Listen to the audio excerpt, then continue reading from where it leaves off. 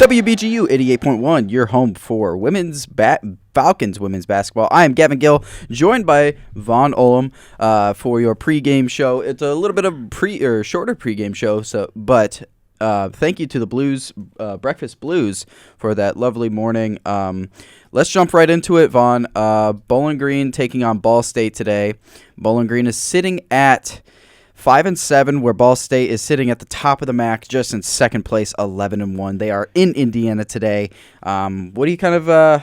It's gonna be a interesting game for the Falcons today. Yeah, it's going to be a tough one. There's no denying that. Of course, you're 5-7 in your conference, and you're really struggling on the road too. You're 4-7 away from the Stro, and right now, honestly, you just got to hold on to the win streak. That's really all you can do right now, is because that's like the one momentum thing that you can look at if you're looking at the stats. However, there's a lot of aspects where you can look at if you're the Falcons. I mean, you do have momentum. You do have that big win against Buffalo. You had the non-MAC win against Coastal Carolina. Those were two good games. But the real question is, were those complete games for BG? In that last game against Buffalo, yes, they won that first half dominantly, and they led by, I believe it was 21 after that first half, and then you go into that second half, and you lose each of the following quarters, which, of course, yes, you had enough of a cushion to kind of lay back, but today, if you want to beat Ball State, who, as you mentioned, second in the MAC, it's going to be a real tough contest. You have to play the full game of 40 minutes. And you touched on it a little bit. They are coming off of a win against Buffalo. That score was 72-61, where your top scorer was Paige Kohler. Yeah, of course. Paige Kohler's kind of having a killer year, but also Donahue she went down last week. She is in the lineup today, as well as Ellis. Ellis is back in the lineup, in the starting lineup today as well, which we will get starting lineups when we send it out to Adam and Trey in Indiana today. But before that, we are listening to WBGU 88.1. We'll be right back here for your pregame coverage.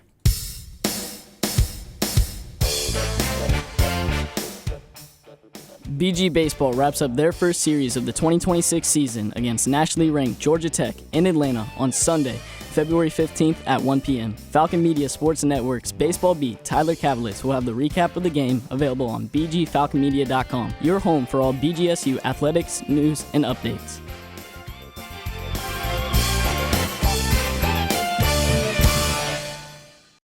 Back here, 88.1 WBGU for your BGU FM. For pregame coverage of the Falcons taking on Ball State. If you take a look around the MAC and different games that are playing today, Toledo is currently taking on Longwood University out of Virginia. So don't know where that's at, but, hey, we're here for it. Oh, wait, no. My apology. That's baseball. That's softball. You know what? We'll get to that later. So like Vaughn wants to get into some topics, so I'm gonna let Vaughn take it away from here. No, yeah, I just kind of wanted to speak on that last game against Buffalo. As I mentioned before, it was a game in which BG thought that they would win. Of course, you can't go in with that sort of mentality, just taking your foot off the gas. But that is really what happened at halftime. They came out from the locker room, and Coach did talk about it a decent amount post game, and he spoke about how that was not exactly unacceptable because, again, they still did get the victory. So, yes, you're able to kind of have that cushion of the first half. But, again, you go into that third quarter, you lose at 16-13. You go into that fourth quarter, you lose at 25-18. So, the real question is, against a team like Ball State where they are just so dominant, they're one loss going against Miami, who's number one, and that wasn't necessarily a close game, but Ball State has just been really, really solid against all of these teams. And when BG comes off of a close game against a team like Buffalo that doesn't exactly give any Falcons a whole lot of confidence, what they really need to do right now is rely on Paige Kohler. And yes, we talk about Paige Kohler all the time because she has really just been the name that has been surrounding the Falcons' success. But honestly, what really got them to have that dominant first half was she started off 4 for 4 from 3 in that first quarter alone. She was so on the hot streak, and she was just consistently hitting buckets. So honestly, if they're able to get the non-contested shots for Paige Kohler to fall early on, I think that would be just a huge deal. But again, can't just have that come in the early moments. Yeah, absolutely. Coach Fred Schmiel did say that he needs to work on finding a way to getting the team fired up into that second half to make sure they can finish games strong. But I mean, you also look at a player like Gherkin. I mean, Gherkin is also a very solid player. Getting her more involved early. Paige Kohler, obviously, with Donahue back. Bland Fitzpatrick. Bland Fitzpatrick had key moments last week, not in the Buffalo game, but in the Coastal Carolina Max Sunbelt Challenge. She was a very key part of the game, but I definitely want to see her getting more involved. But with that being said, I feel like we already know who are players to watch. And I'm going to say athlete of the game, sure. Pre-game athlete of the game. Who are you going to go with today? I mean, honestly, I feel like it would be ridiculous if you didn't take Paige Kohler. I mean, she's just the player that you need to look at, and she's the one that's going to lead this team if they want to go to victory. She's the one person that really needs to get going early, and there's no doubt about it. She needs to have almost a perfect 40 minutes, and if she isn't finding these shots early, I don't see BG honestly taking this game away from the Cardinals. Yeah, I mean, she's kind of like the Steph Curry from the Warriors. Like you want to build your game around her. I'm looking at Donahue. I feel like she's going to be coming off. I mean, she's coming off of an injury, but I mean, a few days later, she played 23 minutes last week. So we don't know how bad the injury was, but I mean, I'm looking at Donahue making a big impact and making a statement today. Like, hey, like. I mean, she's probably the number 2 on the team. Yeah. I mean, there's a lot of good players on this team with Donahue, Gherkin. Woods has come into her own in the last month or so. She had a down 2-week period, but I think she's really coming into her own. Ellis is another one to keep an eye on. But Bland Fitzpatrick in the Max Sunbelt Challenge. But I'm looking at Donahue, honestly. Your 2-star players are probably Kohler and Donahue. So with that being said, we're going to step aside for station identification and one quick promo, and then we will go into what we want to see in the game. I like this last time I threw this segment out. What do you want to see in 5 words or less? We'll be right back on WBGU 88.1 FM.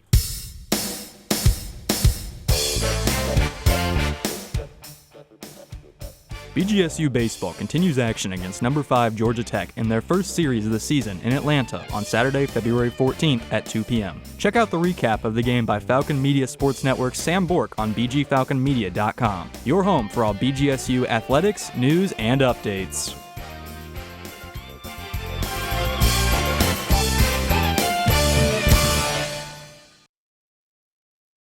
You are listening to Falcon Media Sports Network coverage on WBGU 88.1 FM in Bowling Green, Ohio.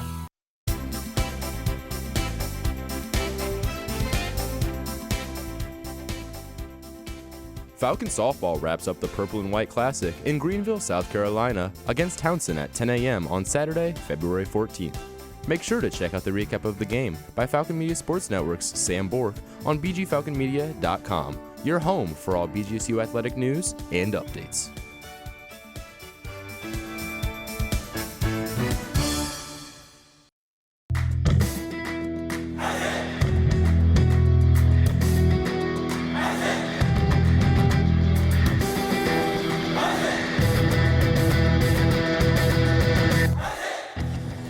Ever wanted to hear what a BGSU coach or player says after a game? Head over to the BG Falcon Media YouTube channel to watch post-game press conferences for all BGSU home volleyball, soccer, football, hockey, and basketball games.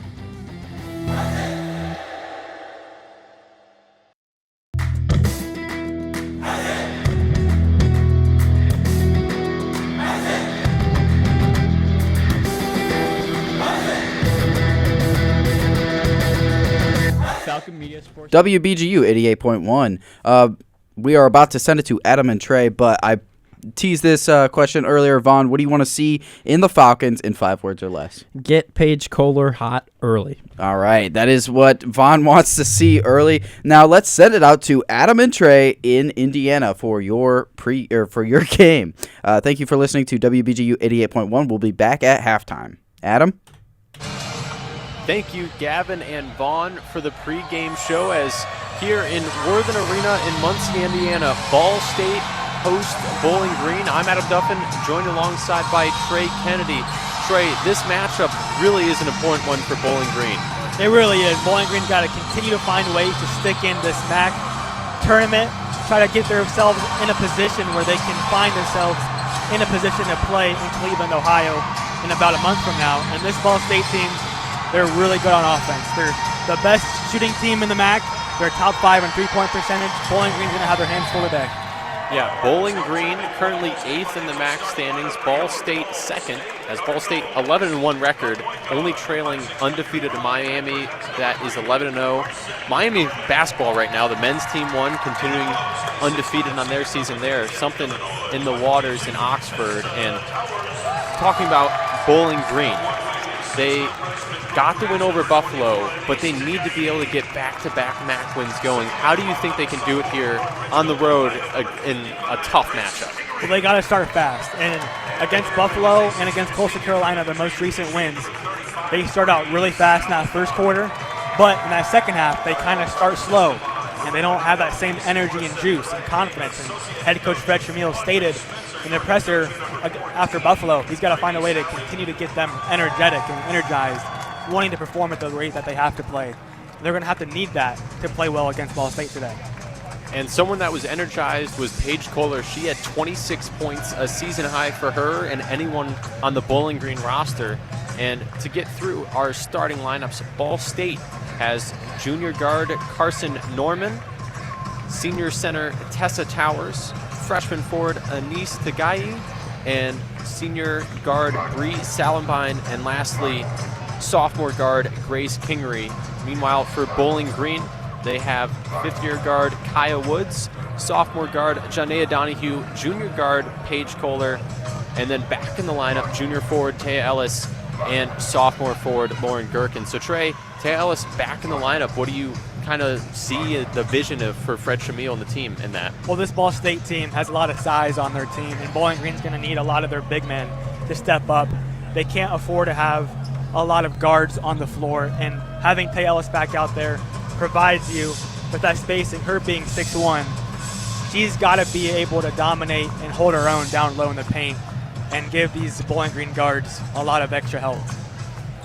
Now, Bowling Green wearing their brown uniforms with orange on the sides.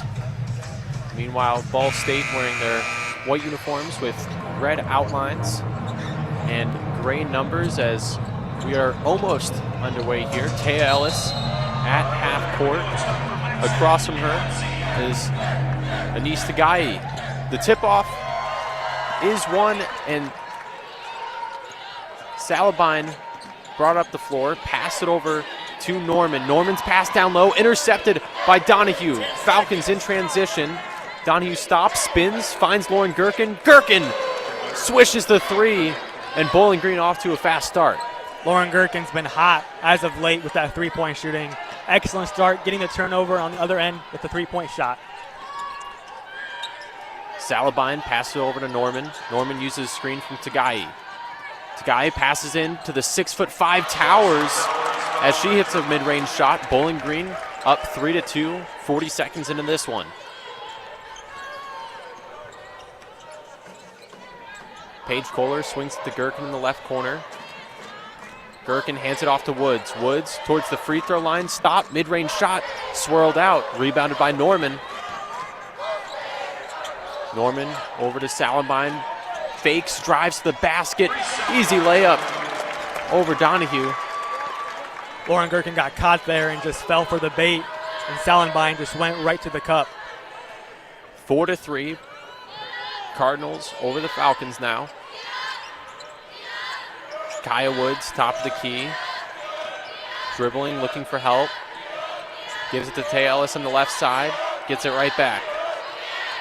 Woods uses a screen. stops, swings it to Gherkin. 3 seconds on the shot clock, mid-range shot. It was blocked from behind and fell short.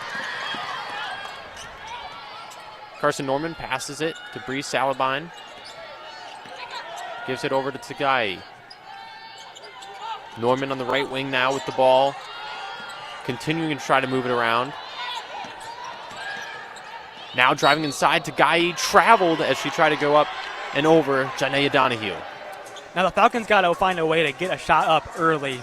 They had to force the shot up there with Lauren Gherkin with 3 seconds on that shot clock.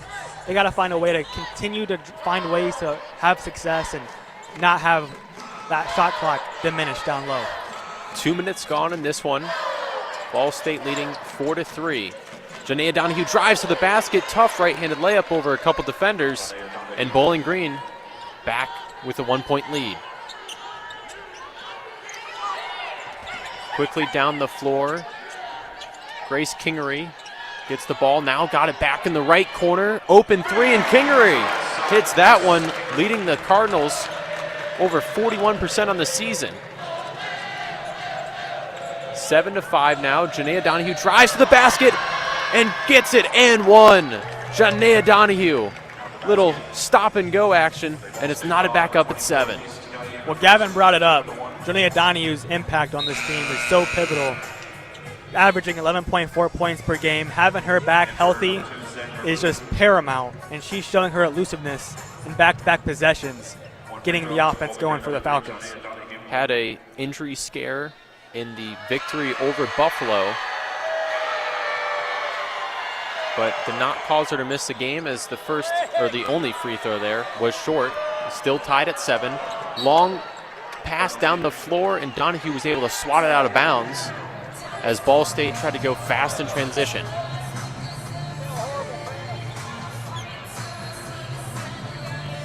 Inbounding the ball will be Norman. Norman gets it to Tessa Towers. Towers spins, left-handed shot off the glass perfectly. Taya Ellis was all over, but Ball State regains the lead. Down the floor quickly, Kaya Woods bulldozes past Norman, and it's immediately tied up at 9 again. 3 minutes down in the first quarter. Norman passes it down low, spinning. Ball goes out of bounds as Grace Kinnery had it swatted away by Donahue. You got to like how fast Bowling Green's playing on the offensive end outside of that one other possession. Shooting 67% from the floor. Getting these turnovers. And right there, Bowling Green forces a turnover as the inbound pass was off target, and Janea Donahue was able to get a jump ball that favors the Falcons. They got to continue to have the foot on the gas because this Cardinal team can get hot offensively whenever they want. Donahue swings to Ellis, over to Kohler. Kohler contested three, and she hits it right over Grace Kingery as Bowling Green is now up 12-9, 6:30 to go in the first. Carson Norman on the other end, quick drive by Kaya Woods, and that one doesn't fall. Good close out there by Ellis. Sorry, Taya Ellis threw the ball right off Janea Donahue's back when she wasn't looking, and it almost was a turnover. Instead, the Falcons gather and head down the floor. Lauren Gherkin fakes a three, drives, kicks to Ellis. Ellis fights in down low, tough layup. And Bowling Green continues to fight at the basket. Now every starter for Bowling Green having scored points so far in this game. You gotta love it. Driving down the lane, Donahue stole it away. As Verboot went up for a shot, Kaya Woods takes it, goes the other end, has her shot blocked. Now Norman trying to bring it in transition. No one there to pick her up, and a wide open mid-range shot.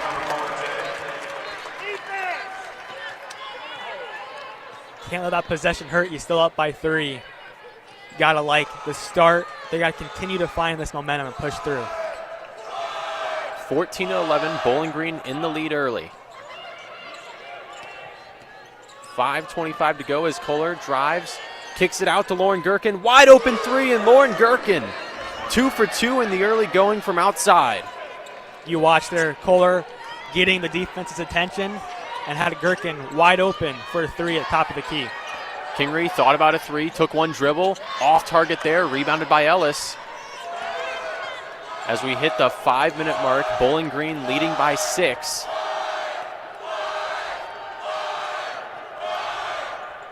Kaya Woods swings it around before it gets to Donahue on the left wing. Donahue drives, tries to accelerate towards the basket, kicks it outside. Woods, step back 3, just missed that one. Donahue tried to go in for the rebound, but Towers gets it. Cardinals in transition. Norman swings it over, and Verboot traveled. She pump faked, and another turnover for Ball State in this one, as Bowling Green leads 17-11 with 4:35 to go, as this media timeout is sponsored by Juniper Brewing Company, proud creators of Ale Ziggy Zumba, a light ale made in collaboration with BG Athletics, and available at Juniper Brewing Company on South Main Street in Northwest Ohio Kroger stores. Details at juniperbrew.com. 17-11, Bowling Green over Ball State. You're listening to Falcons women's basketball on WBGU 88.1 FM.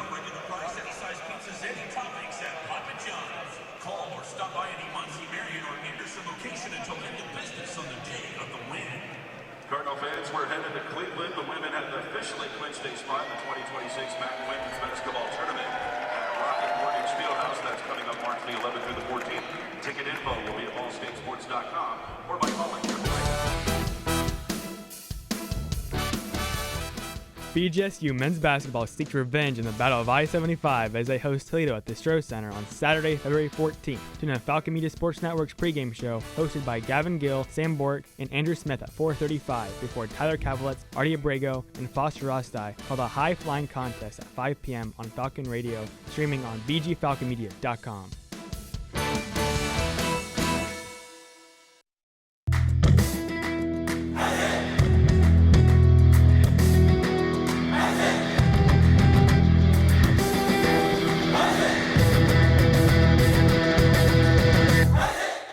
If you ever miss the Zig Zone on Sundays from 4 to 6 p.m. on WBGU 88.1 FM, or just want to re-listen to the program, each show is posted in full on bgfalconmedia.com with timestamps so you can skip ahead to your favorite part. At the Stroh or on the road, the Falcon Media Sports Network is covering the Falcons all season. Welcome back as Bowling Green leads Ball State 17-11 with 4:35 left to go in the first quarter. I'm Adam Duffin, joined by Trey Kennedy. Trey, what did you see in that first 5.5 minutes of action? Well, Bowling Green's turning their defense into offense. So far, 4 turnovers, and then they're getting their action down low. You've seen a lot of times Lauren Gherkin open for those 3, 6 points, both off of those 3-pointers. And they're just playing collective basketball. 4 assists so far. They play better as a group whenever they share the basketball, and they're doing that right now. They got to continue to do that and force that pressure inside. They're doing a lot of great things down low. Taya Ellis getting those offensive and defensive rebounds. It's a struggle, I get it, with Tessa Towers and others, but they're doing a phenomenal job, and I love what I'm seeing. Yeah, Tessa Towers, 6'5". Meanwhile, Taya Ellis is 6'1", so a height disadvantage there, but Ellis in the early going has definitely given it her all. Tessa Towers a couple times was just able to shoot over her, basically. Both having 2 rebounds, but I love what I see from Taya Ellis on the defensive side, getting those defensive rebounds and allowing the Falcons to go on offense. Ball State trying to do more of a half-court double team out of the timeout. Trying to pressure the Bowling Green offense. Donahue passes to Kohler. Kohler drives right side, maneuvers within the paint, just misses that one off the backboard. Rebounded by Carson Norman. Ball State on the attack. Instead, that pass in transition, bobbled around between a couple players. Tough shot, and count it. Bree Salenbine dealt with the contact down low on Taya Ellis. Tell you what, that was a risky pass. Kohler almost had it in her hands for their 5th turnover of the game so far, and unfortunately for the Falcons, they went right back to Salenbine, and she's at the free throw line for a 3-point play. Salenbine hits that free throw there. Had 22 points last game, and now cuts it to a 3-point lead for Bowling Green, 17-14. Kaya Woods, cross-court pass. Falcons trying to move it around. Kaya Woods thought about a three. Donahue gets at the free throw line. Kohler, left corner for three. Paige Kohler just misses that one. Offensive rebound by Taylor. She misses it. Donahue down low, fighting for help. Had the ball swatted out of bounds. Excellent rebound there by Taya Ellis. Unfortunate, the putback was unable to be. But defensively, the the Cardinals switching up their defensive look, and it's so far giving the Falcons some issues. It's almost like Taya Ellis was too open on that putback attempt, as Paige Kohler got a handoff from Kaya Woods, but Woods is charged with an illegal screen.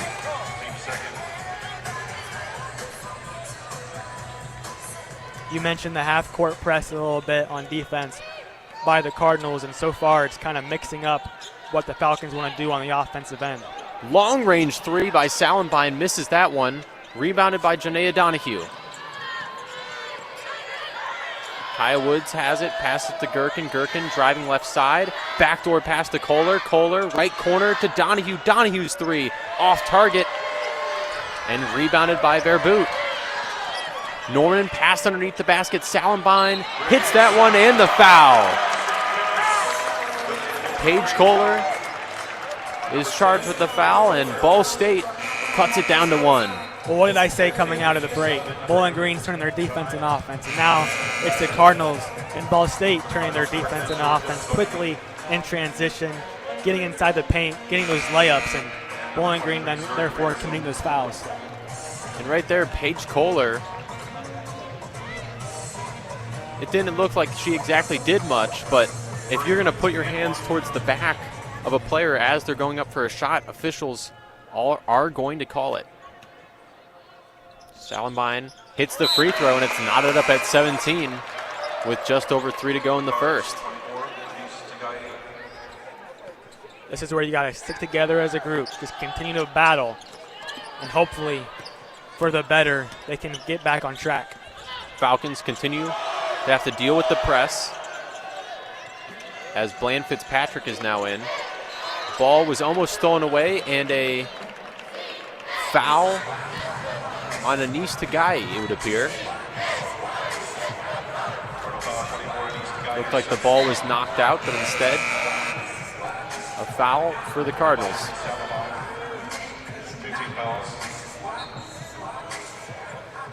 Kai Woods throws it in to Janaea Donahue. Ball is moved over to Kohler, right side, steps up into a mid-range shot, and that one's too long.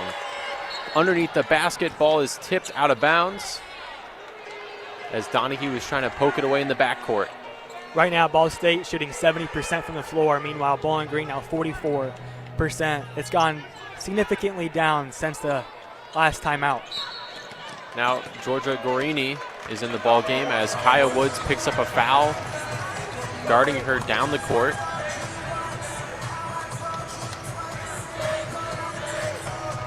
That is Woods' second foul.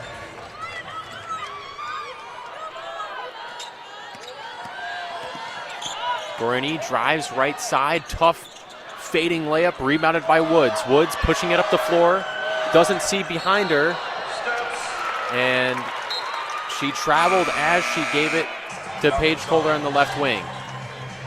Immediately taking Kyle Woods out, putting Kira Miller in the lineup for her first minutes of action. Seems to be what Fred Shamil wants, is Miller to be the replacement for Woods in her minutes. As Ball State moves the ball around.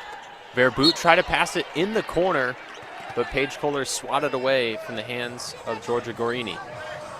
There's no reason to panic right now. Still knotted at 17. There's still so much game left. They just can't allow defensive breakdowns to this Ball State team. Ball inbounded to Verboot. Eventually swung around to Gorini, but that one stolen away by Gherkin. She is on the floor, passes up to Donahue as the Falcons continue to be in passing lanes. In the right corner, Blaine Fitzpatrick thought about a three, drives to the basket, tough shot. That one off target. Now trying to throw it back into play, finds Miller, to Donahue. Donahue in the middle of the lane. She goes up, misses, and Bland Fitzpatrick an easy layup off the tip. Was questioning whether or not Donahue got fouled there on that drive, and luckily, Bland Fitzpatrick was there for the putback. 19-17, Bowling Green back with the lead over Ball State as Kohler swats it as Ransom was trying to get a shot off. Now she passes it down low. Bland Fitzpatrick, tough layup, missed. And now Donahue stole it in transition, goes up for the basket, misses the layup. And now Gorini had it stolen away from her before, trying to bring it up now. In transition, a deep three by Verboot. That's missed. Salenbein tried to get the rebound over Gherkin. Couple players fall to the floor. Final minute here in the first. Paige Kohler, right wing, passes it up to Donahue at the top of the key to set up the offense. Falcons in position for a 2-in-1 opportunity. Donahue drove to the basket, had it swatted. On the other end, to put Bowling Green in a position offensively. Thought excellent rebound there by Lauren Gherkin, using her strength, using her body, and then ultimately getting Donahue a chance to drive and put a chance for a score. Emily Cecil comes into the game for Paige Kohler, and Kendall Moxie will sub in for Lauren Gherkin. 10 on the shot clock, 43 left in the first quarter. And now a final sub as Layla Harrison comes in for Janaea Donahue. Kira Miller will inbound right side underneath the basket. Miller looking for help, gets it into Harrison. Harrison kicks it to Miller in the right corner, and Miller stepped out of bounds as she caught it in the corner. It's unfortunate right there. The previous possessions, Bowling Green has had turnovers, unable to get those points off turnovers.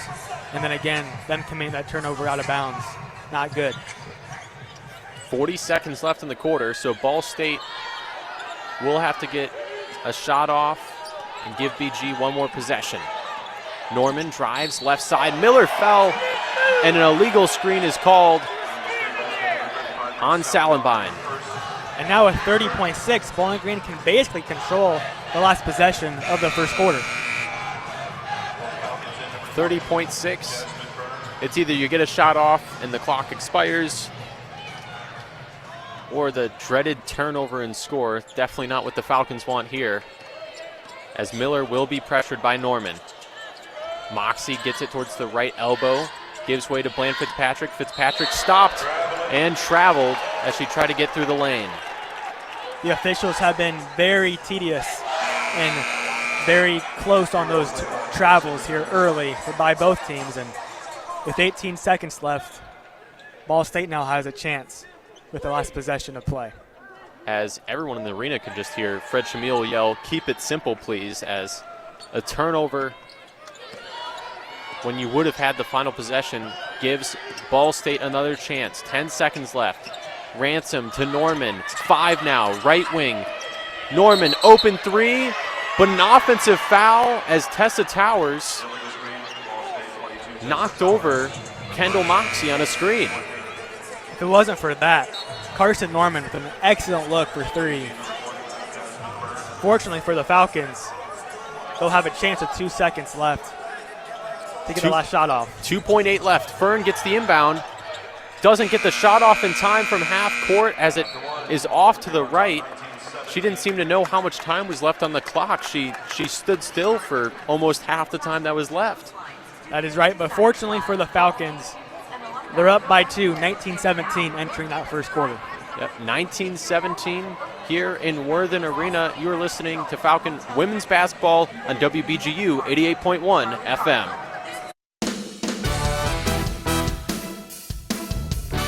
BGSU men's basketball welcomes Kent State, one of the best teams in the MAC and a storied opponent, into the Stroh Center on Tuesday, February 17th, seeking revenge from earlier in the season. Tune in to Falcon Media Sports Network's pregame show, hosted by Holden Ruck, Noah Seeley, and Sam Bork at 6:35 p.m. before Tyler Kavlitz and Artie Abrego call the game at 7 p.m. on Falcon Radio, streaming on bgfalconmedia.com.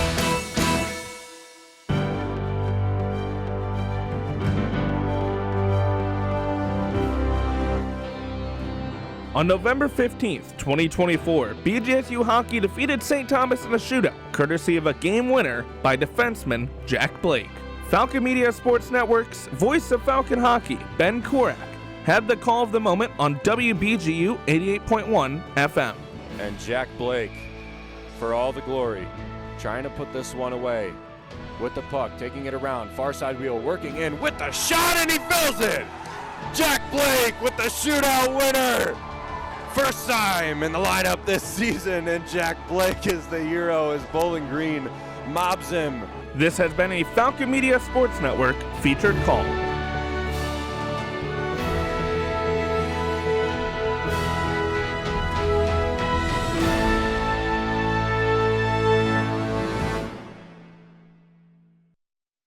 Check out more Falcon athletic coverage online at bgfalconmedia.com.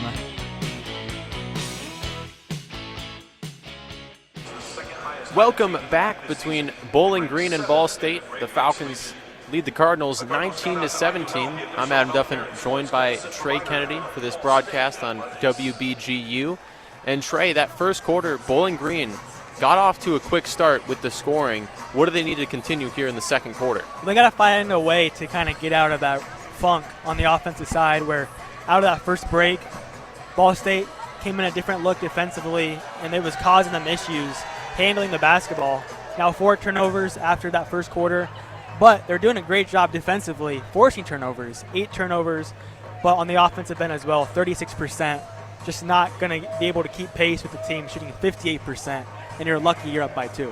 It's a rare case. Bowling Green is shooting 22% lower than Ball State. However, they have the turnovers cut in half. Ball State with 8, Bowling Green with 4. So definitely an interesting first quarter, to say the least, and a lot of traveling violations and offensive fouls leading to the turnovers. It's not even the defense is getting steals most of the time. Yeah, both these referees combined are very particular on that particular call, and for both teams, they got to adapt. They got to figure out how to not commit those turnovers and those travel violations, and hopefully for the best, Bowling Green can do it better than Ball State. And right now, that's a big factor, is if players get these fouls for illegal screens and maybe they hit someone down low, foul trouble can happen. That's a big part of these games. Tessa Towers only has 1 foul, the 6'5" senior, but if she gets in foul trouble, it changes the dynamic.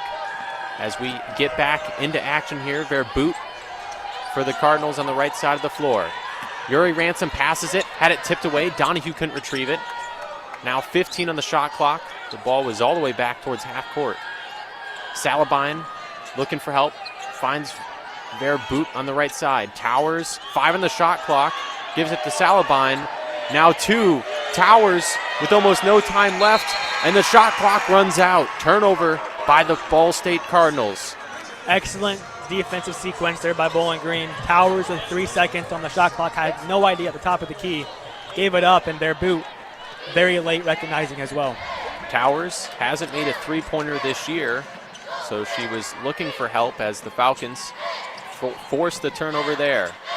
Donahue right side, drives middle of the lane, gives it over to Emily Cecil on the left side, just misses that one off back iron. Long rebound, Tay Ellis trying to fight for it, and Verboot is able to get across half court.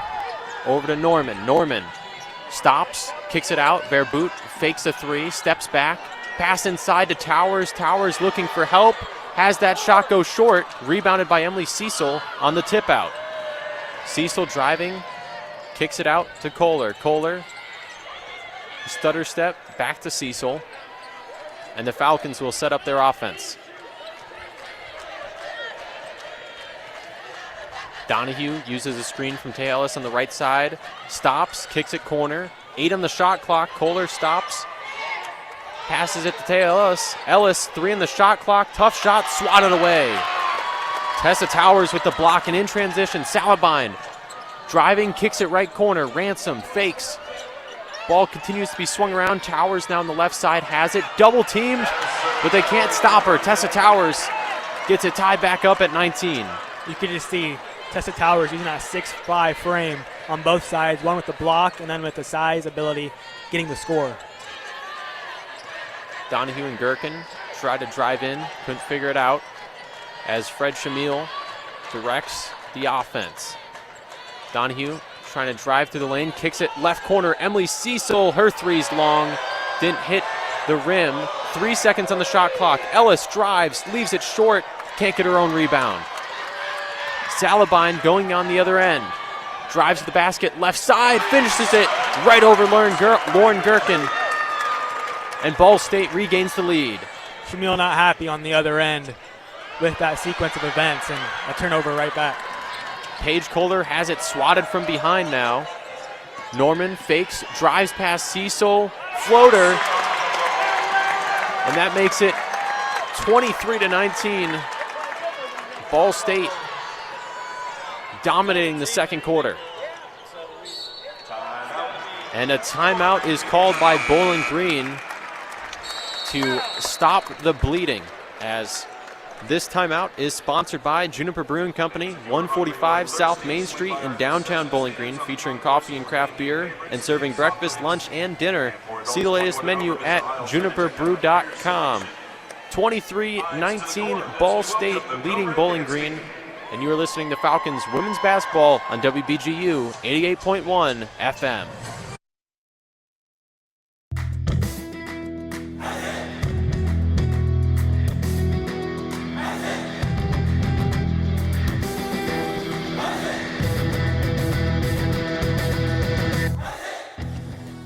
Are you a fan of BG Falcon Media and the Falcon Media Sports Network? You can show your support for BGSU student media by donating at the bottom of the page of stories on bgfalconmedia.com.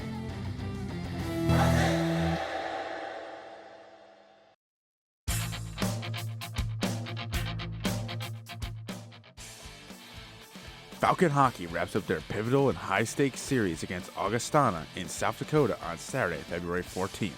Tune in to Falcon Media Sports Network's Ben Korak, the voice of Falcon Hockey, and sports content director Lucas Kleinmeyer at 7:07 p.m. for Puck Drop on WBGU 88.1 FM, your home for BGSU hockey.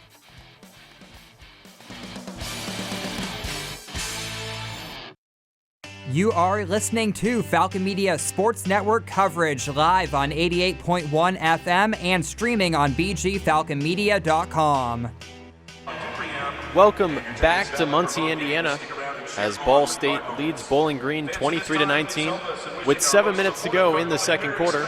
Adam Duffin joined by Trey Kennedy. Trey, what did you see in those opening minutes of the second that didn't fare well for the Falcons?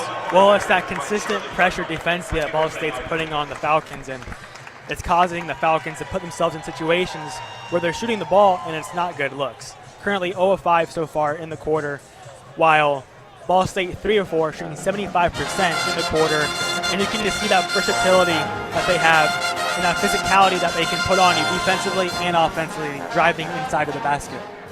And right now, Bree Salambine has 10 points, leading the game for either team in this one. Lauren Gherkin, 6, leads the Falcons, and Salambine has really just drove to the basket at will in this one, and also has hit a pair of free throws to go along with her 4 rebounds.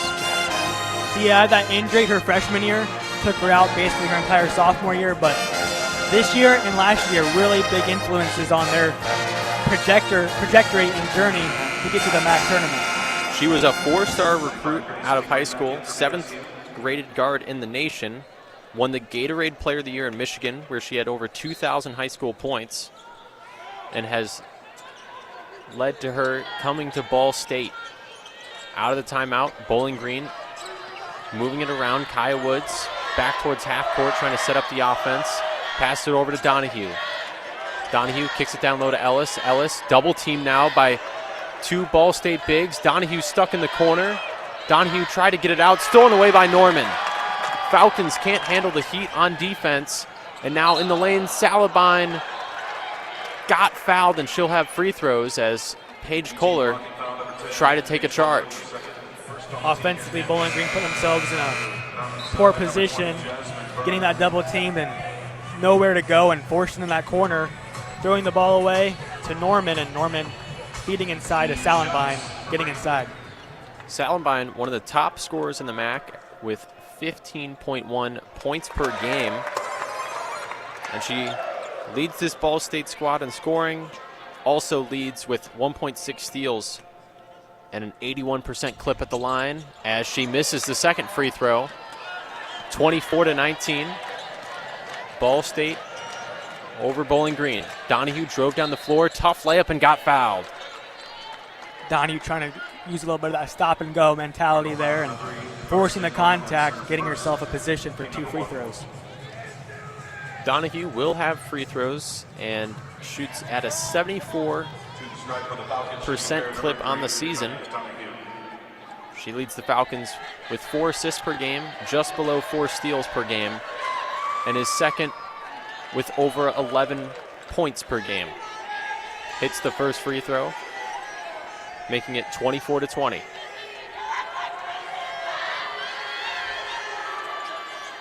Second one good as well. 24-21. Ball State leading by 3. Norman calls for a double screen. Falcons adjust and switch.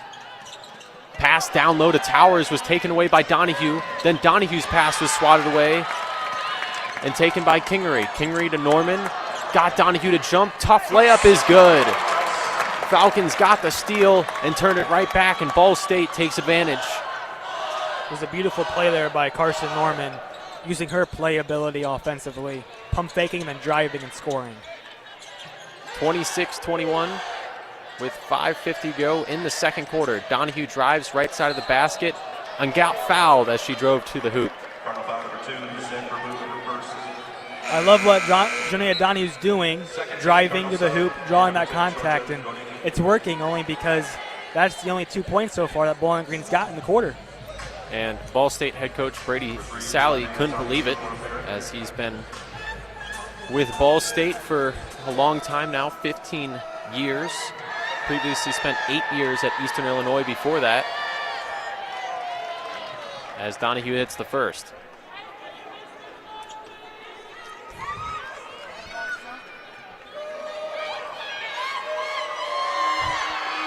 Donahue. Second free throw is good as well. And it's back to a 3-point lead for the Cardinals. 26-23. Ball Inbound. State currently shooting 65% from the floor, 80% this quarter. Guarini trying to keep it up offensively, and a jump ball as Bland Fitzpatrick was able to hold on to it as Salenbein almost had it stuck between her legs. This is a possession now where I want to see Bowling Green really attack and hopefully get their first field goal of the quarter. Cut it to maybe 1, if not tie it at 26. Kara Miller dribbles right side. Ball is swung around all the way to Donahue. Donahue tries to drive, stutter step, spin, tough shot, back iron, doesn't go in. Tay Ellis gets the rebound, tries to pass it to Donahue, and it's stolen away. Guarini passes it right side. Kingery misses that 3. And now it's fought for down low, jump ball. And Ball State will have it as a lot of chaos down low on both ends. On Bowling Green's offensive side of the ball, I love Taya Ellis getting that rebound, but just very difficult to get that shot back up with 3 other Ball State players in her face. Taya Ellis in this one. 2 points, 5 rebounds on 1 of 4 shooting, as it's been tough down low for her, going up against 6'5" Tessa Towers. Kendall Moxley will sub into the game for her. And now Salenbein has it, free throw line, finds Verboot right side. Verboot misses that 3, and Layla Harrison grabs the board for the Falcons. Bland Fitzpatrick takes it down the floor, and Bowling Green will set up into their offense. Donahue handoff to Miller. Miller drives, stops, kicks it right side. Donahue fires a 3, just misses that one off the front part of the rim, and it will head out of bounds.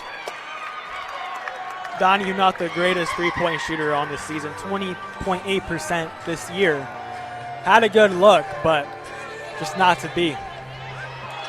Doesn't attempt very many, and has missed a couple so far. Now on the other end, hard screen set by Salabine, knocked Kiera Miller down, makes a pass down low, and Towers lost it. And on the floor, Donahue has it. Jump ball, Falcons will take it. The Falcons bench erupted after that no call there on that screen, and fortunately didn't cost the Falcons, but it was plain as day right in front of us on the basketball court. Donahue hustling for the jump balls, and now has 5 steals in this one as she gets ever so closer to 101 steals on the season, which is the Bowling Green record.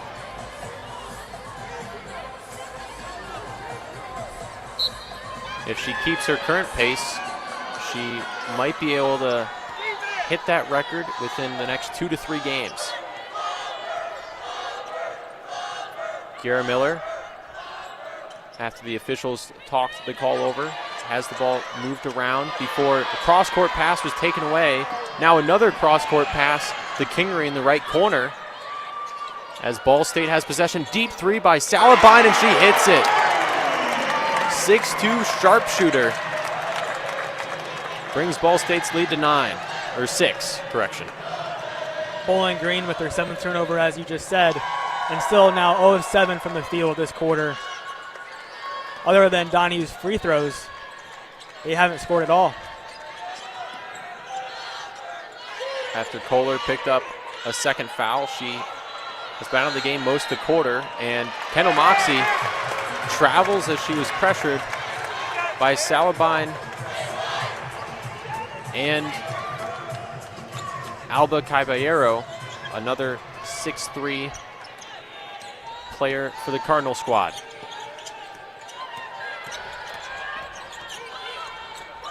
Gorini passes over left side, and Grace Kingery hits that one from outside. Back-to-back threes for the Cardinals as it's 32-23.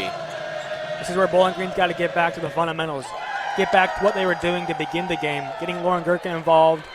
She hasn't scored ever since those 2 3-pointers in that first quarter. Donahue drives, had it stolen away as the Falcons keep having errors offensively. Gorini drives, left block, kicks it back out to Kingery. Kingery now over to Caballero. Hard screen set, that 3 short for Kingery. Donahue gets the rebound, and the Falcons still trying to get that first field goal.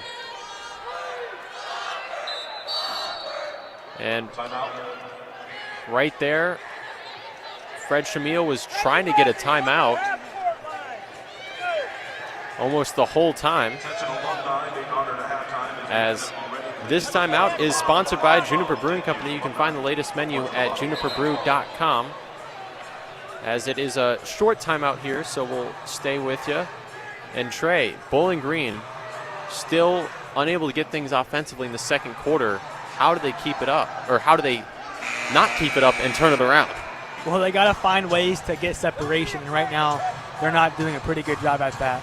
And it's very clogged up defensively, where Ball State's really putting them in spots where they have no room to really move, get the basketball up, or moving outside to other players. And you saw other possessions throwing the ball cross court.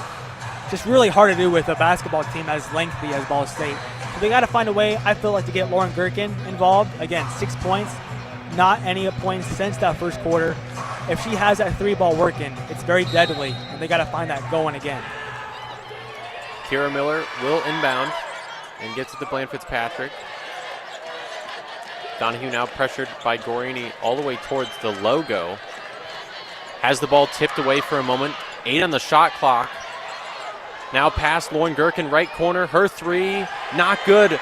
Rebound by Bland Fitzpatrick down low offensively, and she makes it. Beautiful by Janelle Bland Fitzpatrick. Coming off a couple games ago, she had 21 points off the bench, showing that ability to get those rebounds and tough shot. That was last Saturday against Coastal Carolina. And now Ball State with Salabine down low. She hits the layup. And a lot of contact all over the floor. Players flying all over the place. But Ball State has their lead back up to 9, 34-25. Bowling Green with possession. Blaine Fitzpatrick drives left side, misses the layup. And Gorini gets the rebound off the tip. Kingery has the ball moved around. Caballero finds Salabine backdoor. Salabine missed the layup. She was wide open down low and had it fall short. As we approach 1 minute to go in this first half, it's important that Bowling Green gets one possession where they score 10% in this quarter now from the field. And Lauren Gherkin from another zip code almost hits the three, but it goes off the front iron. Donahue gets another steal in transition with 55 seconds to go. Blaine Fitzpatrick drives baseline, left block now, looking for a pass, needs to get it out quick. And Kendall Moxie down on the floor, ball in the corner, and multiple players get tackled. We can't really see that well in the corner on that side of the floor, as there are some monitors set up for our ESPN Plus crew to our left, but multiple players on the floor diving for the ball, and it appeared to go off Gorini. With 17 on the shot clock, Bowling Green will inbound. Kaya Woods and Jasmine Fern into the game.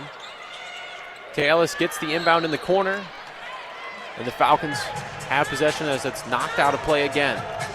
I'll tell you what, the Falcons are fortunate to be down only 34-25. They got to find a way to regroup in that locker room as we approach halftime.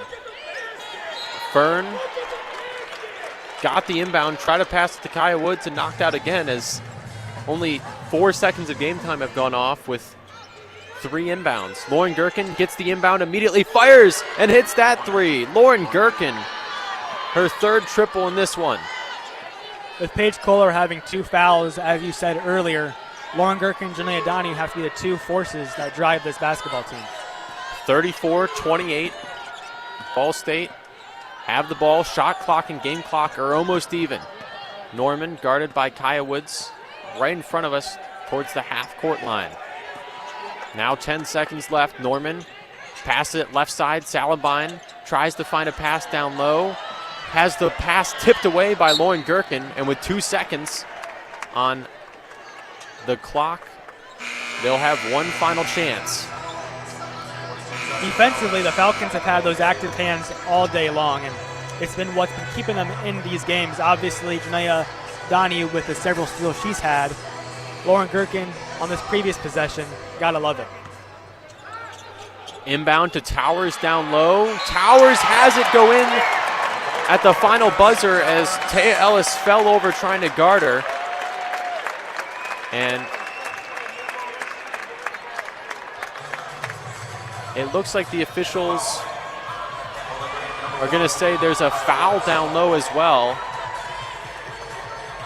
Jamil is not happy, speaking to one of the officials on the far side. And it appeared the official showed a number 1, but Tay Ellis is number 11, and Kaya Woods is not on the floor. So Tay Ellis picks up the foul. Tessa Towers will have a free throw after the basket. She'll miss it, and the half will run out as Ball State leads Bowling Green 36-28. We'll send it back to Gavin and Vaughn in the studio as you are listening to Falcon Women's Basketball on WBGU 88.1 FM.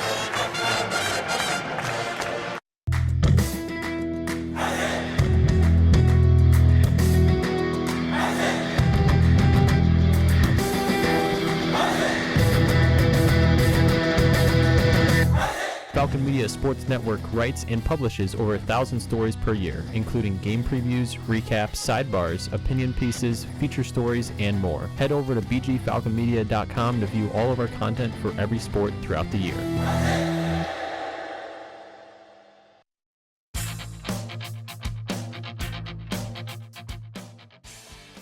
BGSU hockey heads out west to South Dakota to begin a pivotal weekend series against Augustana on Friday, February 13th. Falcon Media Sports Network's Dan Ridenauer, Vaughn Ullum, and Nathan Burkett host a pregame show at 7:45 before Ben Korak and Lucas Kleinmeyer have the call for puck drop at 8:07 on WBGU 88.1 FM, your home for Falcon hockey.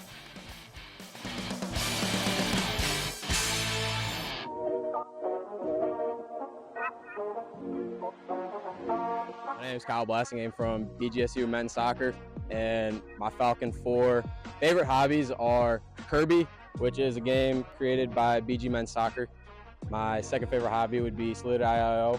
I recently bought a PC and I've been gaming it. My third favorite hobby is playing golf with Kyle Cusimano. And my fourth favorite hobby is watching Game of Thrones with Brendan Graves.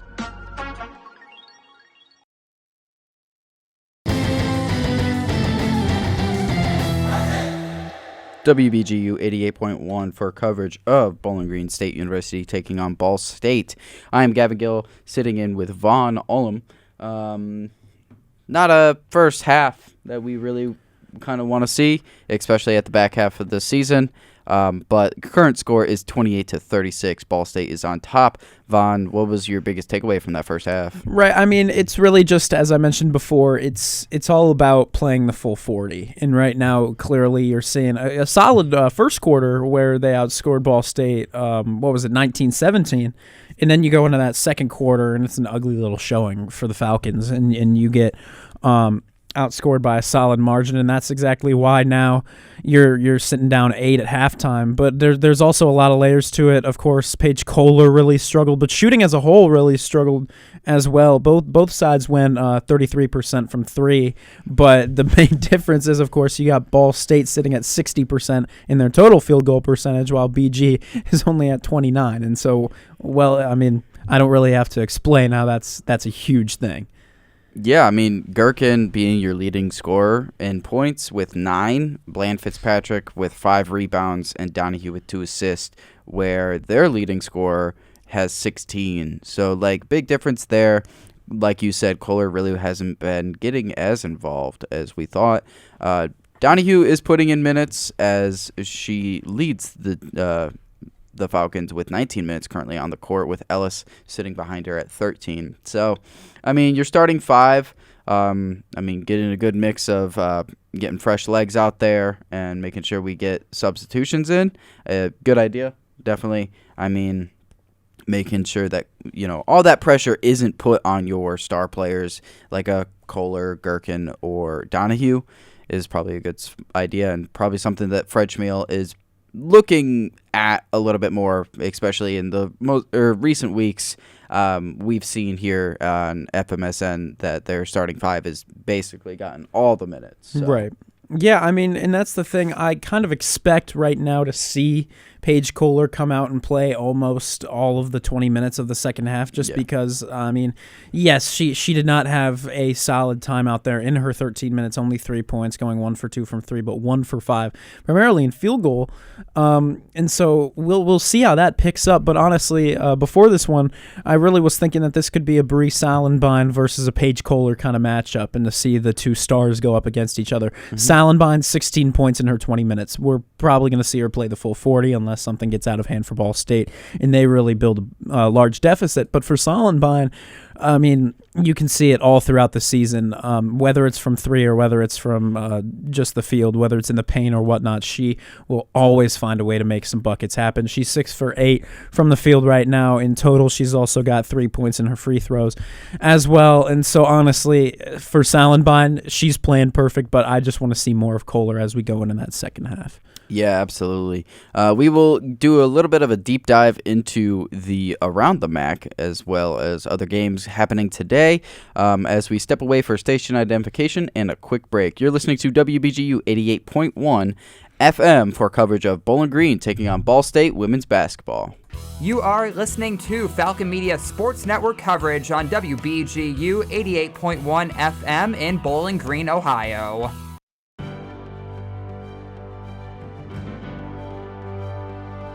On Monday, February 11th, 2 BGSU football players that were accused of first-degree misdemeanor assault due to a bar fight in Ziggy's last November were back in the Bowling Green Municipal Court. BGSU football senior fullback Leo Kemp pled guilty to a lowered charge of disorderly conduct, which is a minor misdemeanor. He was fined $150, avoiding a possible $1,000 fine and a maximum of 180 days in jail from the original charge. Kemp's attorney, Rodney Fleming from BGSU Student Legal Services, noted that Kemp had completed anger management courses and community service. Meanwhile, former Falcon Caleb Goodlow, who transferred to the University of North Dakota, is also facing assault charges, and he rescheduled his pretrial for March 16th at 10 a.m., waiving his right to a speedy trial. This has been 60 Seconds in Falcon Athletics.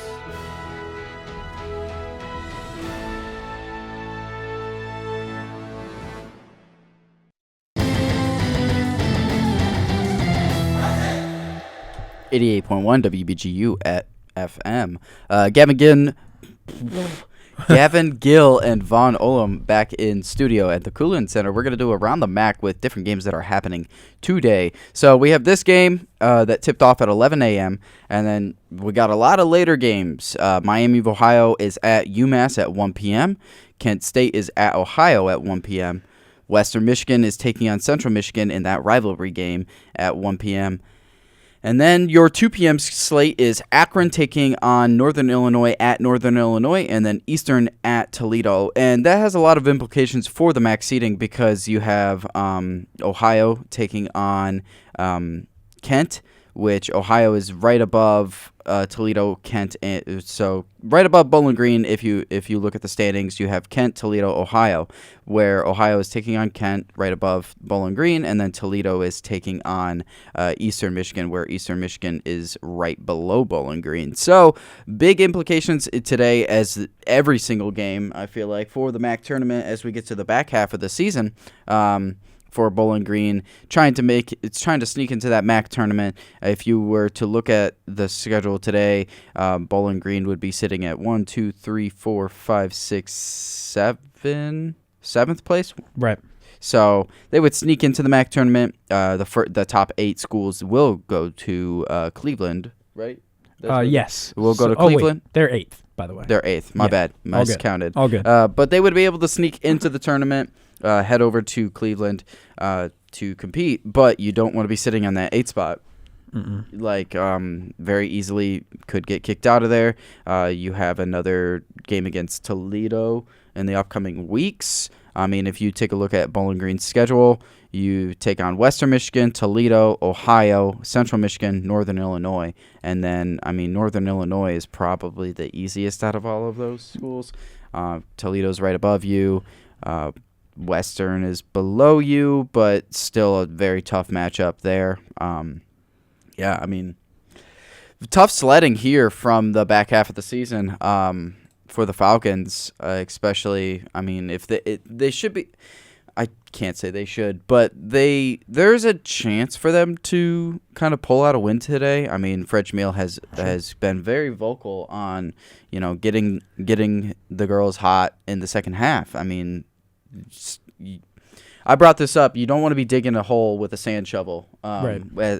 So it's something that you got to look at for the rest of the season.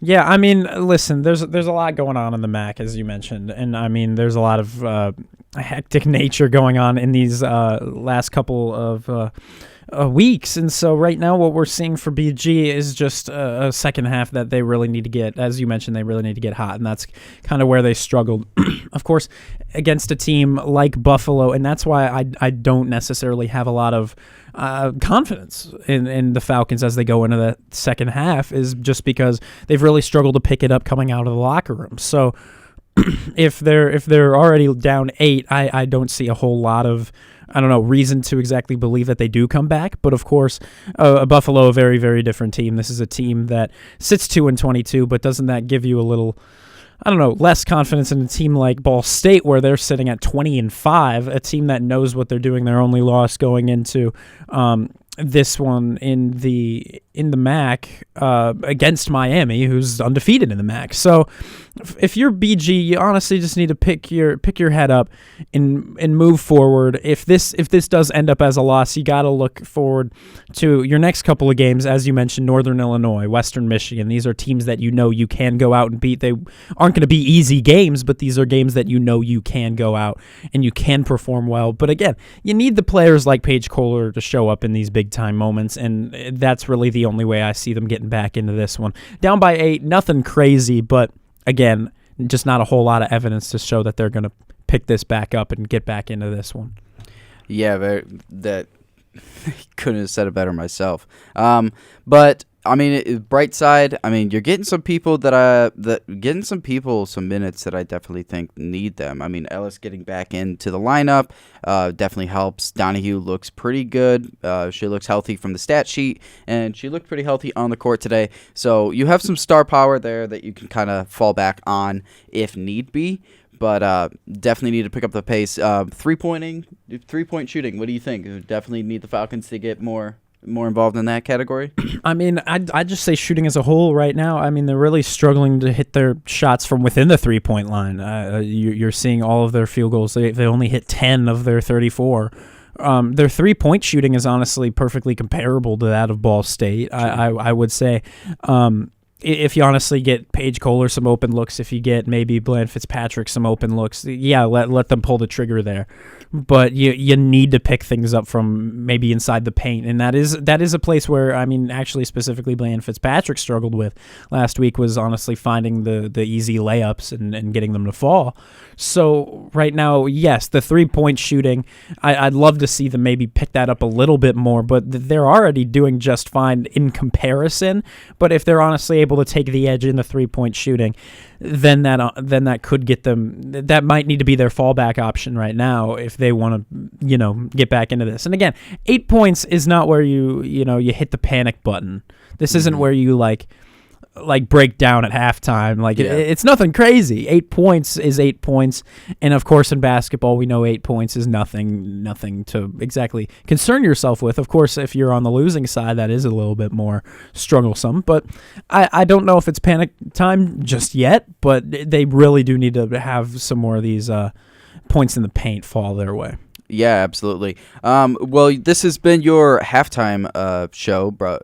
In the Cooling Center. I am Gavin Gill, and sitting in, thank you, Vaughn, for all of that. We're going to send it back out to Adam and Trey back in Indiana for your second half coverage here on WBGU 88.1. Adam, how are we feeling?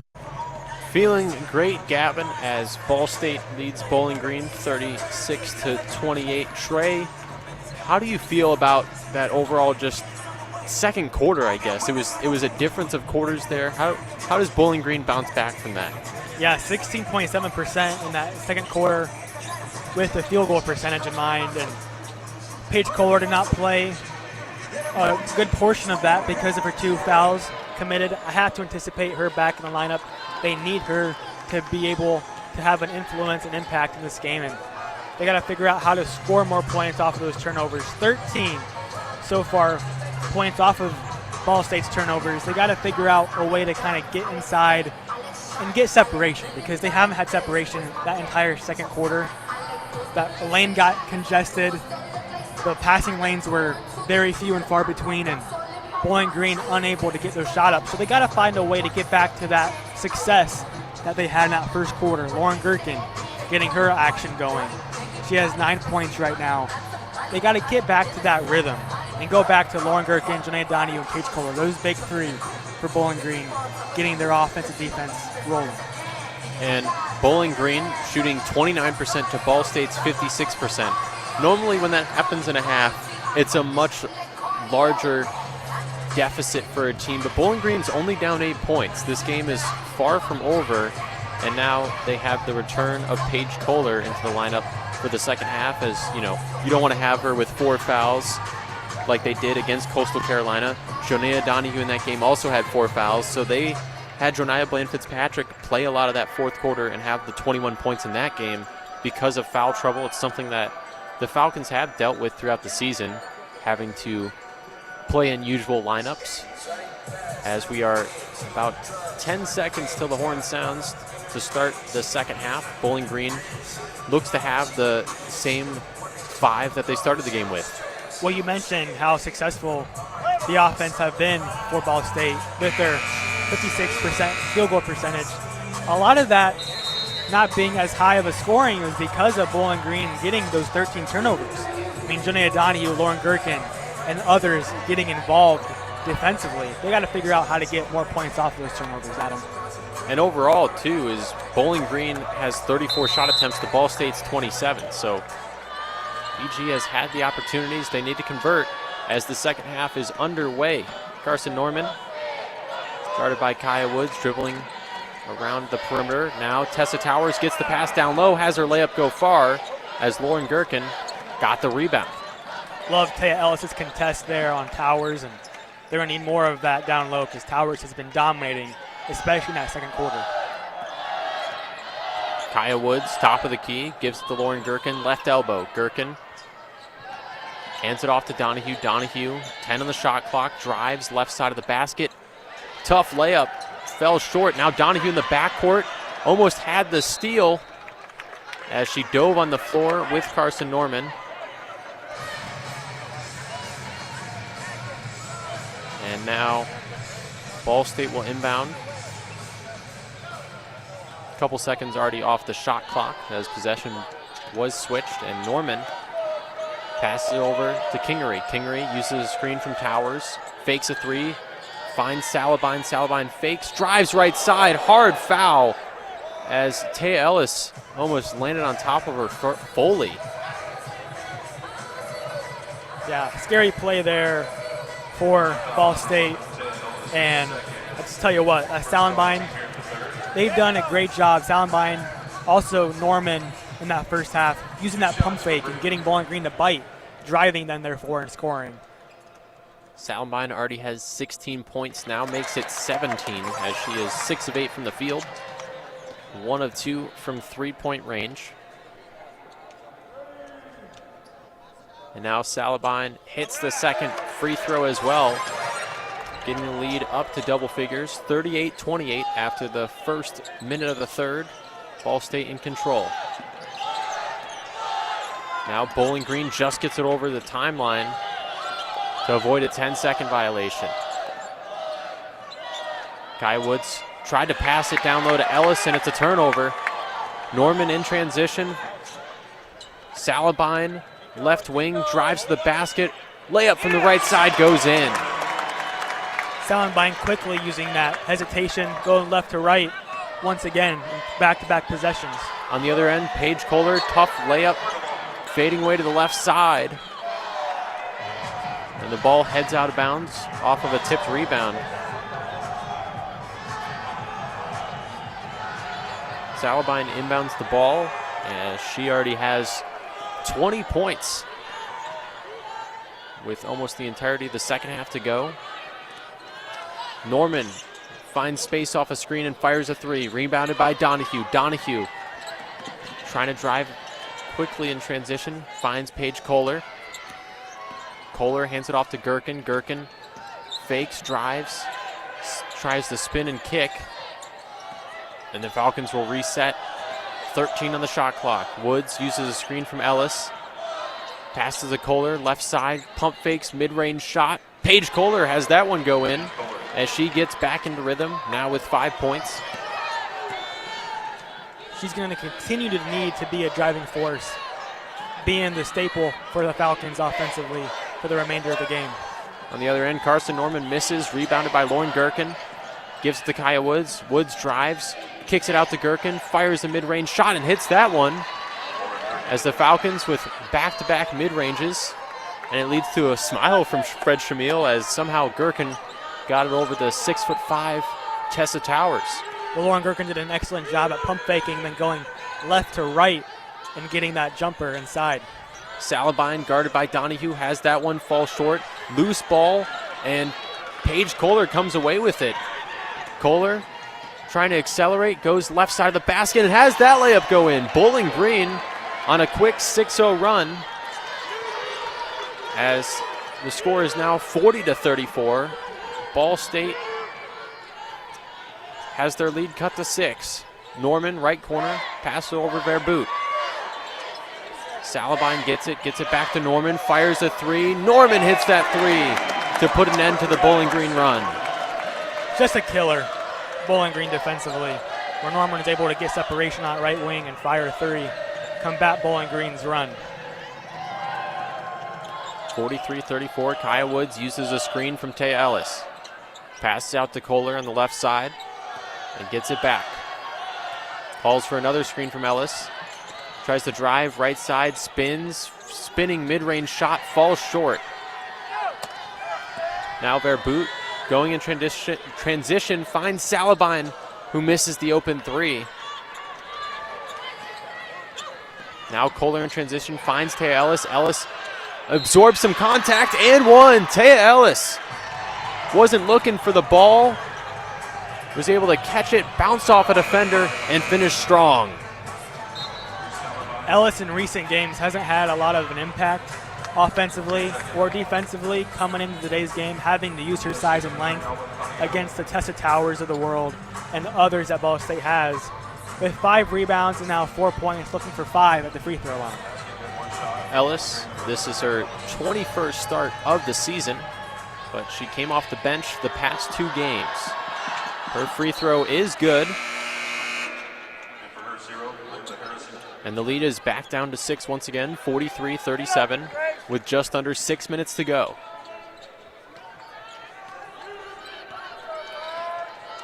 Norman coming off a 3-point make, will take it down the floor. Pass to the Salabine, wide open right wing, and that's an easy 3 to get the points right back. Salabine up to 23 points now. In transition, Kaya Woods speeds up, takes a mid-range shot, misses that one, and no rebound down low for the Falcons.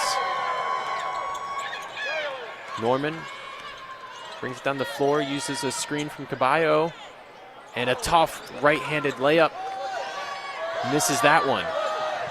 Kaya Woods brings it down the floor, tosses it to Paige Kohler. Kohler behind the back, handoff again. Over to Woods, over to Gherkin, and her 3 rattles in and out. Now down the floor, Verboot is fouled by Layla Harrison as she was not going to be able to stop her. Besides that foul, Falcons much more efficient in this third quarter, 44.4% from the field goal percentage compared to Ball State's 33.3 field goal percentage this quarter.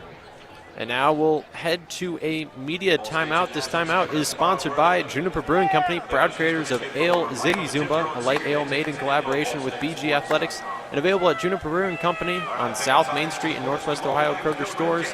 Details at juniperbrew.com.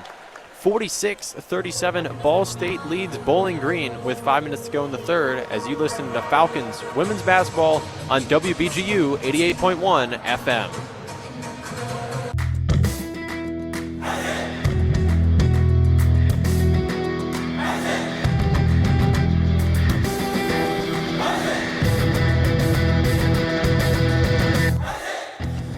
Did you know Falcon Media Sports Network has video highlights of BGSU athletic events? To see all the moments from your favorite BGSU teams and athletes, head over to the BG Falcon Media YouTube channel or view them on bgfalconmedia.com.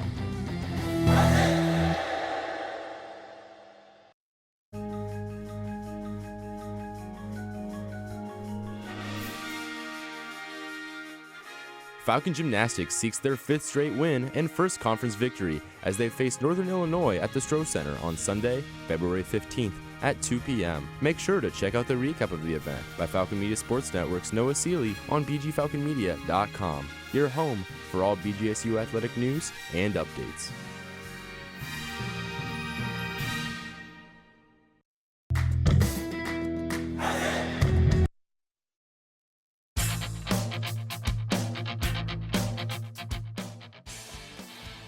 Falcon Hockey wraps up their pivotal and high-stakes series against Augustana in South Dakota on Saturday, February 14th. Tune in to Falcon Media Sports Network's Ben Korak, the voice of Falcon Hockey, and sports content director Lucas Kleinmeyer at 7:07 p.m. for Puck Drop on WBGU 88.1 FM, your home for BGSU hockey.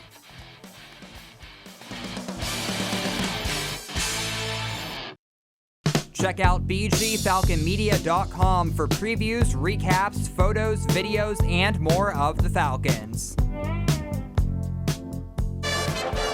Welcome back as Ball State leads Bowling Green 46-37 with 5 minutes to go in the third quarter. Adam Duffin joined by Trey Kennedy. Trey, back and forth affair in the first half of that third quarter. How does Bowling Green make sure to score and stop Ball State down the stretch? Well, offensively, it's been Paige Kohler and Lauren Gherkin leading Bowling Green's offense. Paige Kohler with 7 points, Lauren Gherkin with 11. And then they got to continue to find ways to kind of get open looks, right? Because that first half, it was not so much of that. And they've gotten better in this third quarter, finding those open looks. They got to continue to play with pace as well. Then on the other end, they got to continue to close out. Norman's been open for three several times. Salenbine as well, open for three. They got to figure out ways to close out and not give this Ball State offense on the other side ways to score. And then on the other side as well, get those defensive rebounds. And I bet Janaea Donahue and her 6 steals, they would love to have more of those in this one. Salenbine gets the inbound for Ball State. And now Kingery looking for help, finds Verboot. Kicks it to Salenbine in the left corner. Verboot dribbles it over to the right wing, stopped by Kohler. Now passes it down low, and Alba Caballero finishes it down low for her first basket of the game. Bowling Green did a great job, but Caballero just using her 6'3" frame, using her to her advantage for the bucket. 11-point lead for Ball State now. Lauren Gherkin thought about a 3, didn't shoot it. Now Paige Kohler tosses it to Kaya Woods. Woods drives, spins, has her shot blocked down low, but a foul is called. They're going to call that foul on Carson Norman. This got too much of Kaya Woods' hands. And now Kaya Woods will head to the free throw line. 5th-year guard, played 2 years at Akron before transferring to Bowling Green. Also played 2 years at Washington State. And the 77% free throw shooter hits the first. Woods, the 4th leading scorer on the BG squad with 7.7 points per game, and hits the second one there. 48-39, Ball State still in control over Bowling Green with 4 to go in the third. Norman stopped at the top of the key, kicked it over to the corner to Verboot. Verboot drives, lost control. Paige Kohler has the steal. Kohler driving one-on-one. Tough shot, misses that one. And now it's a 5-on-4 for Ball State. Salenbine passed in the corner to Kingery. And Ball State will try to set up their offense. Carson Norman gets the ball on the left wing, uses a screen, and drives to the basket. Right-handed layup just didn't go in. Lauren Gherkin battles for the rebound. Down the floor, Donahue left open for 3. Janaea Donahue back iron, rebounded by Bland Fitzpatrick. She couldn't get the pass back to Donahue. And now Ball State has possession again. Salenbine spins, finds a wide open Kingery. Kingery hits that 3. Kingery was 51-39, Ball State leading with 3 to go. Kingery just left 2 wide open there in that right wing and took advantage with that 3-point shot. Kohler thought about a mid-range.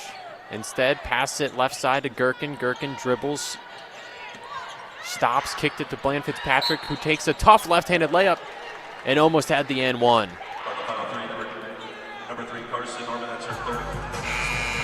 Fouled by Carson Norman down low.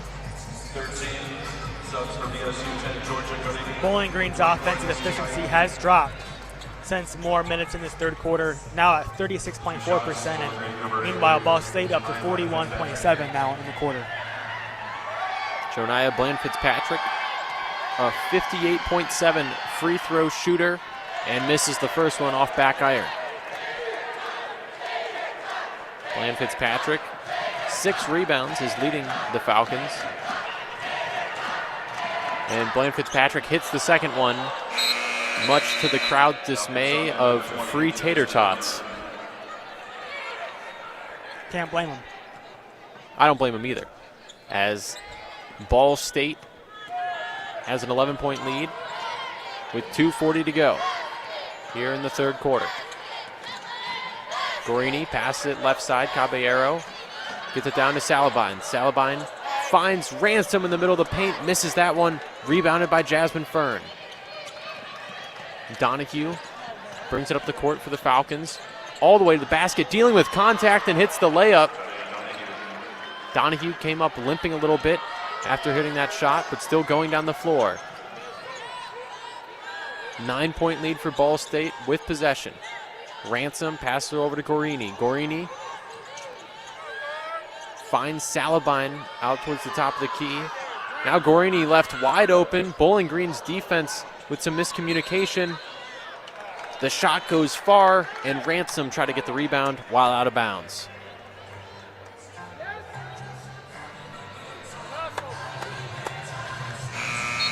And unfortunately, Janaea Donahue just looked over at the coaching staff and said to check her out of the game. As Kiara Miller will replace her, Donahue came up limping after her last layup.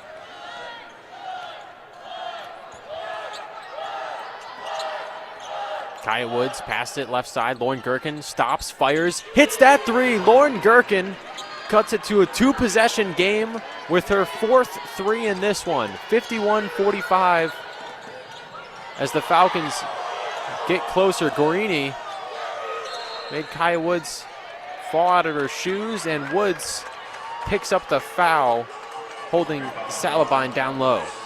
Gherkin now up to 14 points today, and if it wasn't for Salabine, she'd be the game's leading scorer. And down low, the inbound missed shot initially. Second chance no good, and Salabine gets a 3rd chance even and gets the layup. Bowling Green gives the points right back. Paige Kohler drives the basket, fights through some contact, and a left-handed layup. 53-47, both teams playing through contact. Ball State with the lead and possession. A minute to go in the third. Ransom, right side. Tried to find Gorini, couldn't. Now pass down low, swatted away. Kiara Miller dives on the floor. The ball is loose. Lauren Gherkin can't get it. Couple players trip, and Bowling Green has possession. Lauren Gherkin dove for the ball, and Grace Kinnery got tripped up in the process. We've seen quite a bit of those sequences today, haven't we? Loose ball on the floor and turnovers now for both teams, and marking Ball State's 15th today. Kaya Woods drives right side, spins, kicks it to Kohler. Kohler, step back, didn't shoot the three. Now fights through contact again, misses the layup from the left side. 9 seconds between shot clock and game clock as Ball State deep three from Salabine, who hit it from almost near the logo. Bree Salabine now up to 28 points in this one. Unbelievable shot there by Salabine. The confidence and ability to score, unbelievable.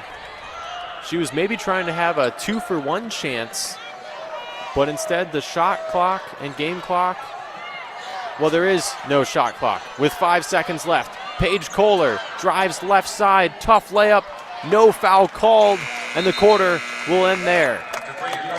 Ball State 56, Bowling Green 47 after 3 quarters of play. You're listening to Falcons women's basketball on WBGU 88.1 FM.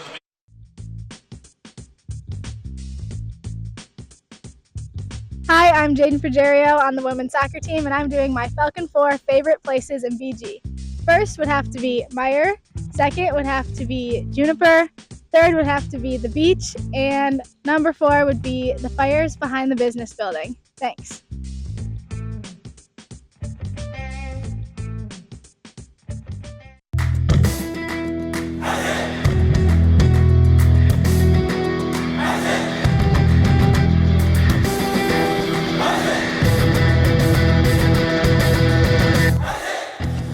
Did you know Falcon Media Sports Network has video highlights of BGSU athletic events? To see all the moments from your favorite BGSU teams and athletes, head over to the BG Falcon Media YouTube channel or view them on bgfalconmedia.com.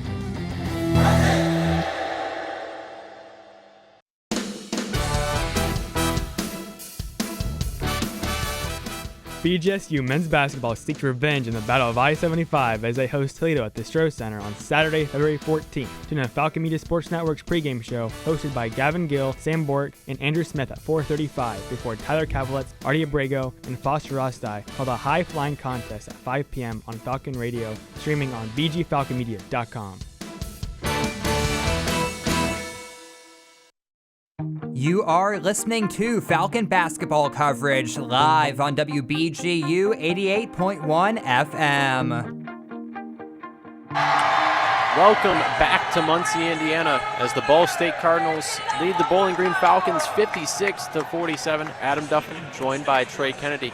Trey, Bowling Green was able to once again go on a little run. They cut it down to 6, but once again, Ball State still leading by 9. How does Bowling Green try to come back and steal one on the road?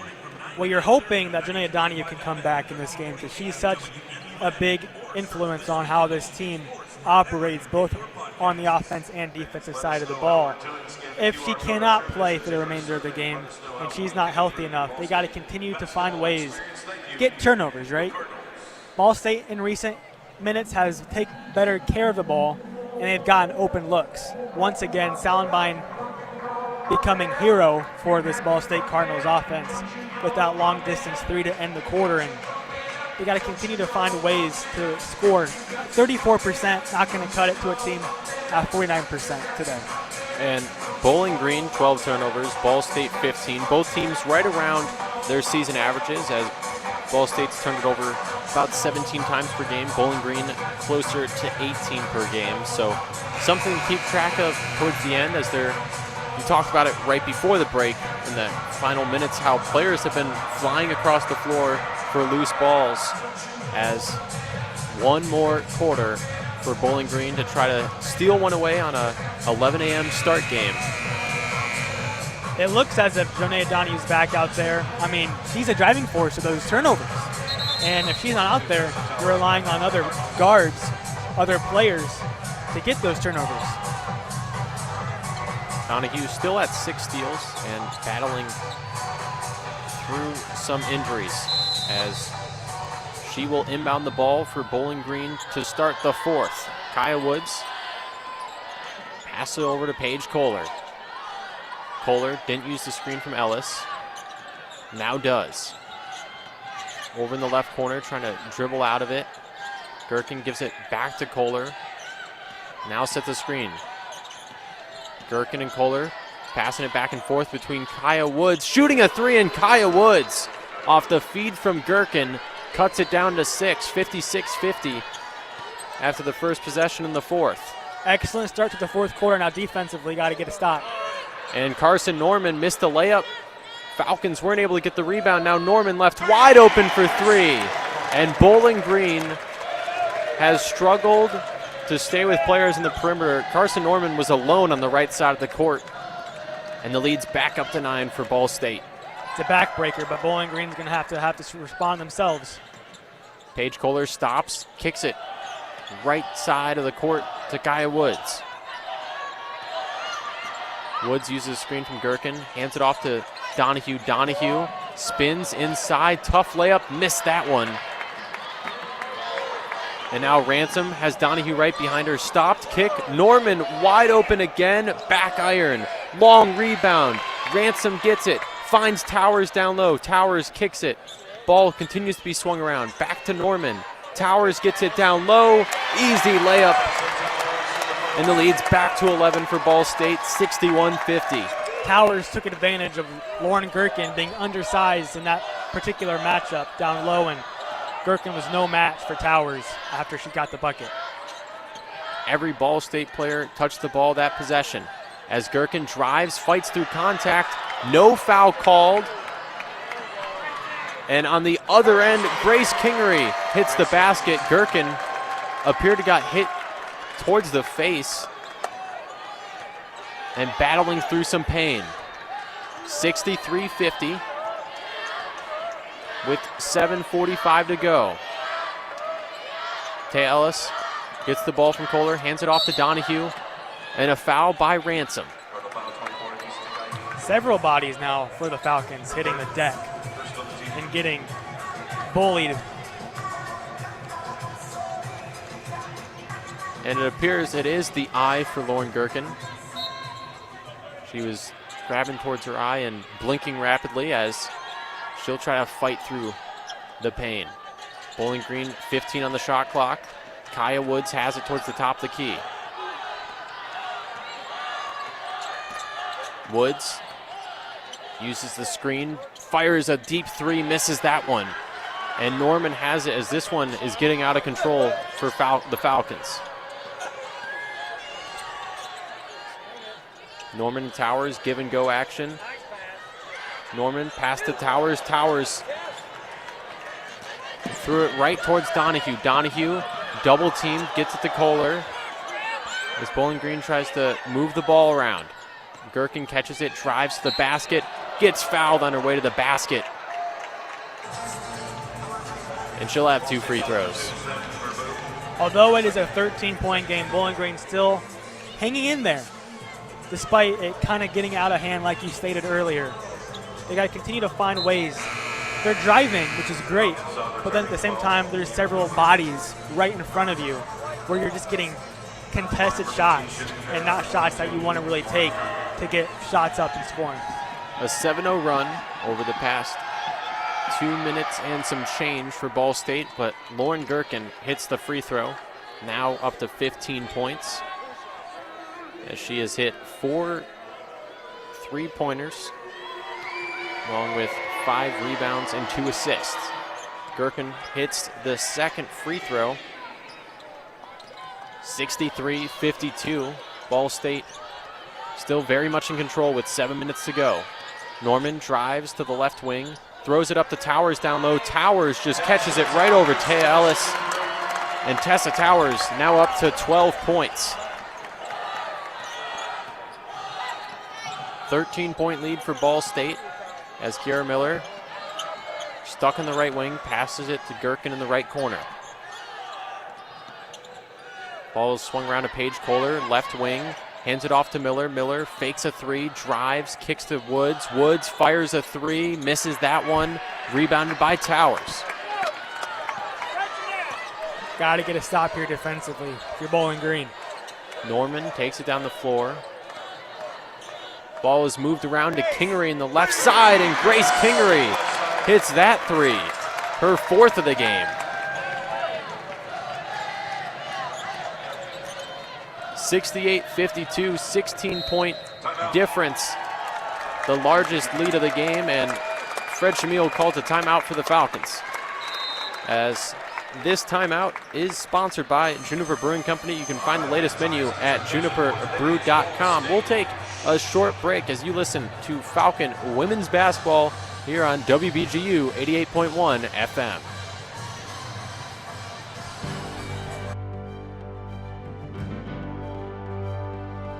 On Monday, February 11th, 2 BGSU football players that were accused of first-degree misdemeanor assault due to a bar fight in Ziggy's last November were back in the Bowling Green Municipal Court. BGSU football senior fullback Leo Kemp pled guilty to a lowered charge of disorderly conduct, which is a minor misdemeanor. He was fined $150, avoiding a possible $1,000 fine and a maximum of 180 days in jail from the original charge. Kemp's attorney, Rodney Fleming from BGSU Student Legal Services, noted that Kemp had completed anger management courses in community service. Meanwhile, former Falcon Caleb Goodlow, who transferred to the University of North Dakota, is also facing assault charges, and he rescheduled his pretrial for March 16th at 10 a.m., waiving his right to a speedy trial. This has been 60 Seconds in Falcon Athletics.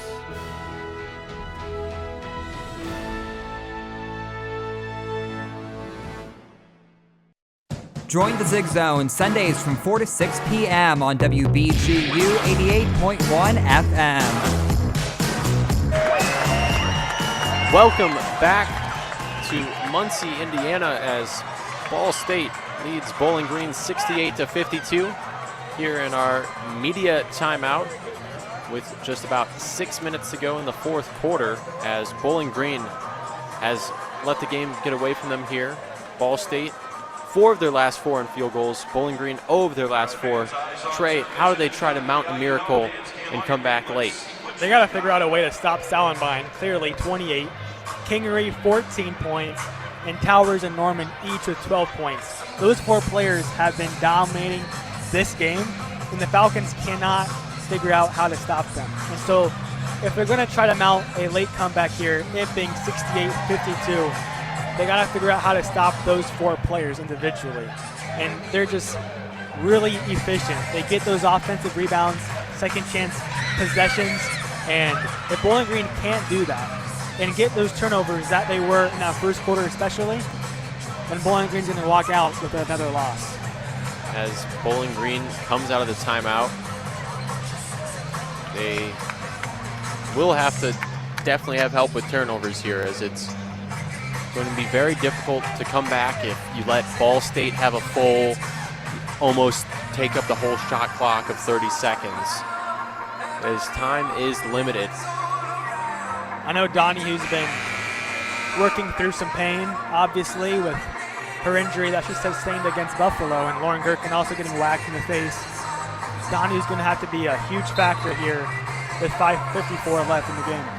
And you got to hope that it's not, as bad as you would think there. So Donahue, it might be the same injury. It might be something different. Either way, both of them have been leg injuries.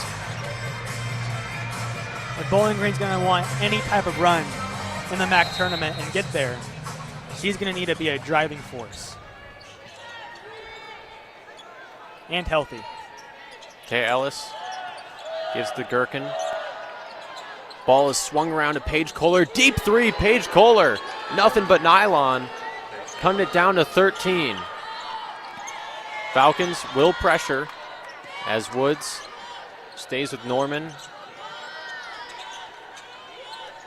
Not letting any easy passes happen, but Kingery fakes, got Kohler to jump, misses that three. Long rebound, Taya Ellis. Ellis going in transition, looking for help, finds Kaya Woods, gives it to Gherkin. Gherkin back to Woods, open three. Woods hits that three. Bowling Green with 6 points in a matter of about 30 seconds. That's back-to-back threes as well on that left wing near the Falcons bench.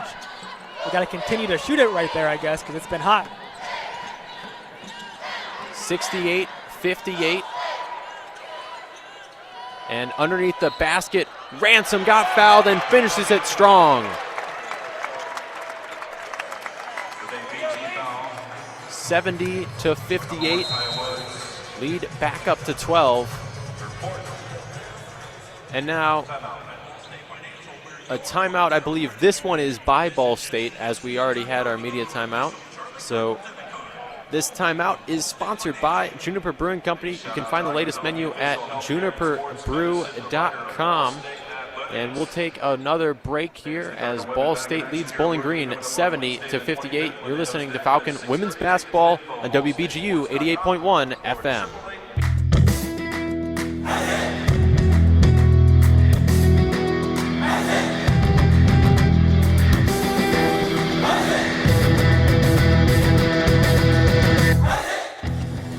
Unlike other local sources, Falcon Media Sports Network and BG Falcon Media will never charge a paywall to view our content. However, if you are looking to support student media, you can donate at the bottom of our stories on bgfalconmedia.com.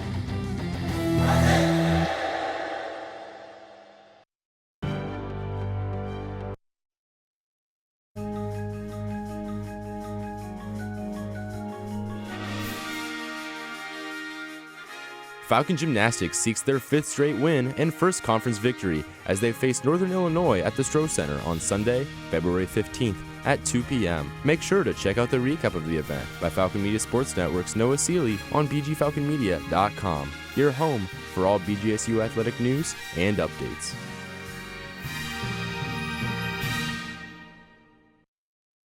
Now back to more Falcon basketball action live on WBGU 88.1 FM. Welcome back as Ball State leads Bowling Green 70-58. Adam Duffin, Trey Kennedy here with just under 5 minutes to go in this Valentine's Day matchup. Game had a 11 a.m. start time. That's why it's almost wrapping up before 1 o'clock, as this game very early compared to the rest of the MAC. And Trey, Bowling Green, it appears that they will fall in this one, and they will need some help today to hopefully stay in that 8th spot. But the rest of the way, how do you think they're going to claw their way into the MAC tournament? Again, they're going to have to rely on some other matchups to kind of squeak in. As you just mentioned, a lot of great games today following this one in Ball State. Other MAC games going on. But they just got to continue to fight game by game, obviously, and having other games on their schedule. Ohio, Toledo coming up, Central Michigan, all these other games on the schedule. Bowling Green's going to have to look for finding wins in that column. And a lot of it is their offensive ups and downs, right? You know, Bowling Green came out hot in that first quarter. The first time out then came on, and Ball State made some adjustments, and Bowling Green wasn't able to find that same success that they had earlier. Bowling Green's trying to make adjustments coming out at halftime, getting some success again, right? Ball State making their adjustments as well. So it's a game of adjustments, right? Back and forth coaching-wise, putting their players in a position to win. And right now, it's Brady Sally doing the better job today. And it's interesting. Bowling Green, they only lost by Miami to 2. They're currently undefeated in conference play. Ball State only has one loss that was to Miami. But Ball State has fired from outside all game long. 9 of 20 from three-point range. Grace Kingery, Bree Salabine combining for 7 of those three-pointers. As Ransom has her free throw off target. And Bowling Green will take it down the floor. Down 12, they have to put together a string of scoring as Paige Kohler with the handoff from Gherkin misses that long three. Carson Norman brings it down the floor. Towers wasn't looking for the ball, but Salabine had it. Towers to the top of the key, hands it off to Norman. Norman spins, tried to toss it up to Towers, stolen away by Taya Ellis. Kaya Woods now brings it down the floor. Spins, kicks to Ellis. Ellis drives right-sided. Layup just short, and Towers gets the rebound. 4 minutes left. Still 12-point lead for Ball State. Ransom has it. Correction, that's Anise Tagayi. Bowling Green needs to get a stop here, and then on the other end, hopefully get a quick score and basket and try to just play catch-up with 3:55 left. After the foul, Tagayi has the ball in the left wing. Pass over to Kingery. Give and go. Tagayi now to Norman on the right side. Norman hits a three. And Ball State continues to let it fly from outside. 73-58. Gherkin fakes it from the right corner. Gives it to Donahue. Donahue thought about a three. Instead tries to drive, spin, mid-range shot, hits it. And 73-60, the ball rolled out of bounds. Beautiful shot there by Janaea Donahue, using her ability to kind of fade and have that jump away shot. But also Norman now up to 15 for Ball State. Now Salabine drives right side, has it blocked.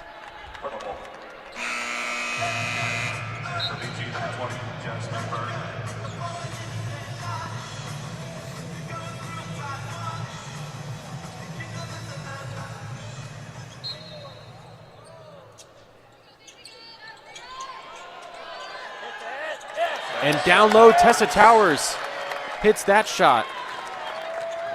Once again, Towers using her ability to kind of use her size to her advantage and ultimately get another basket off the glass.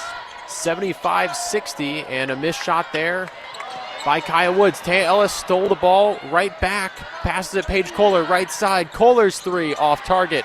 Rebound fought for down low. Towers double teamed and a foul as Ellis fell to the floor.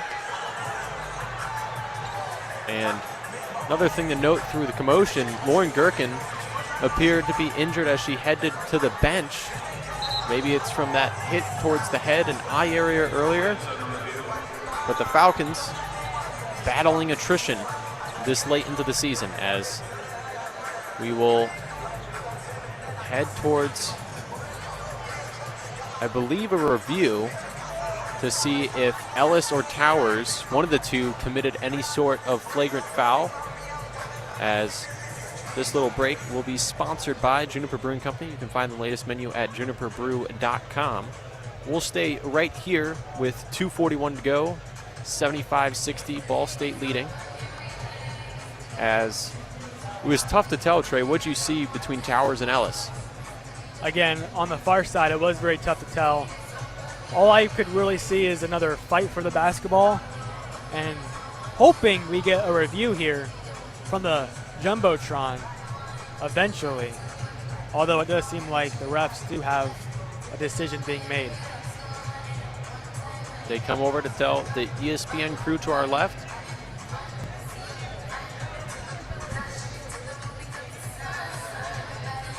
And I believe they're switching who the foul is on, as it's tough to hear the official over the music, but it sounded like they're switching the foul from either Donahue to Ellis or Ellis to Donahue, one way or another. It appears to be on Bowling Green. And you had mentioned Lauren Gherkin exiting, going to the bench. That means that Jasmine Fern's going to need to have some type of an impact here with under 3 minutes to go. And again, hoping that you can get some shots to fall and then also get those stops.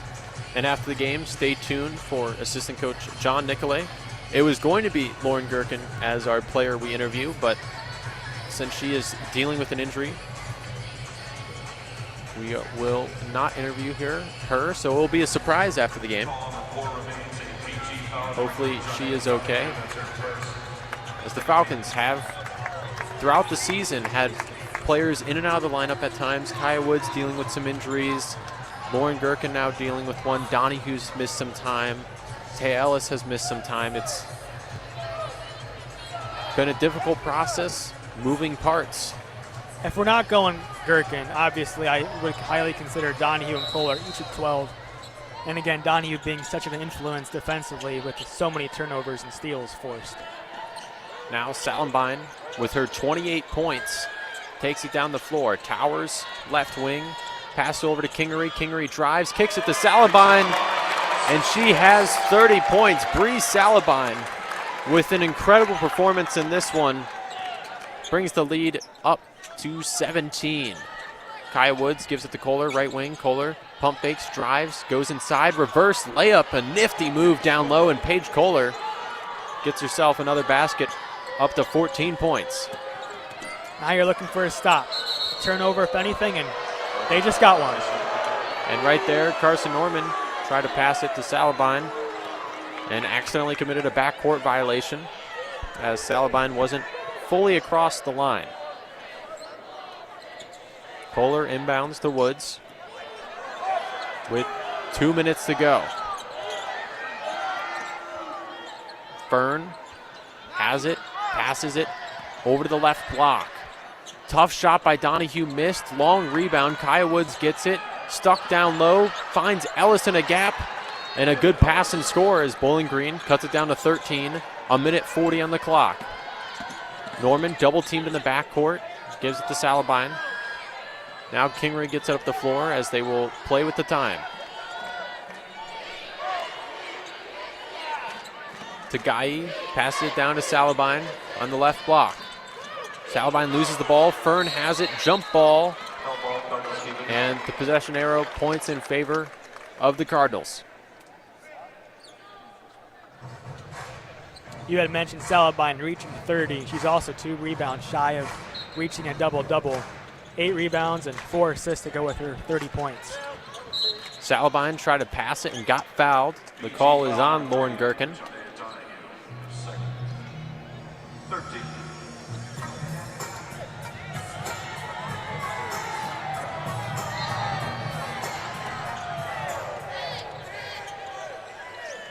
Ball will be inbounded over to Kingery. Kingery fires a 3, and the three-pointers continue. Ball State 11 for 22 in this one from beyond the arc, and it's 80-64 with a minute to go. Woods dribbling outside, gives to Ellis, gets it right back, drives to the free throw line. Ball is swung to Fern. Back to Donahue. Donahue right-handed layup blocked and out of bounds. Bowling Green will still have possession. Down 80-64, under a minute to go. Out of the cards for a victory for the Falcons today, but you have a lot of positives, I would say. Against Buffalo, you had that stretch in that second half where shots weren't falling for you, and ultimately it was a very downfall in that second half, although they got the victory. In this game, they had a lot of success. Shooting 35%, I get it, but also going against a team in Ball State who's leading the league in conference in field goal percentage. I like how they kind of shot in spurts, to say the least. And unfortunate result for Bowling Green, where they were leading 19-17 after the first quarter, but not an unfortunate result for Juniper Brewing Company, as they are the sponsor of this timeout. You can find the latest menu at juniperbrew.com. Maybe some people's Valentine's ideas for Bowling Green, as this Valentine's early start will come to an end shortly with 53.5 on the clock. And post-game, we will have Bowling Green assistant coach John Nicolay with us, and as well a mystery player, as we were going to interview Lauren Gherkin, but she is battling an injury. So stay tuned for the player interview as well. And of course, Gavin Gill and Vaughn Olam back in the studio for our post-game show. Fern has played significant minutes in absence of Lauren Gherkin since exiting the game. And Jasmine Fern's been great in times with her three-point shooting, and if Gherkin will miss significant time, Fern's going to have to be pivotal down the stretch during the remainder of the season. Kohler inbounded to Ellis, got it back and missed, and Fern battles, gets a jump ball, and the possession arrow is in favor of Bowling Green. Clock now down to 47.7.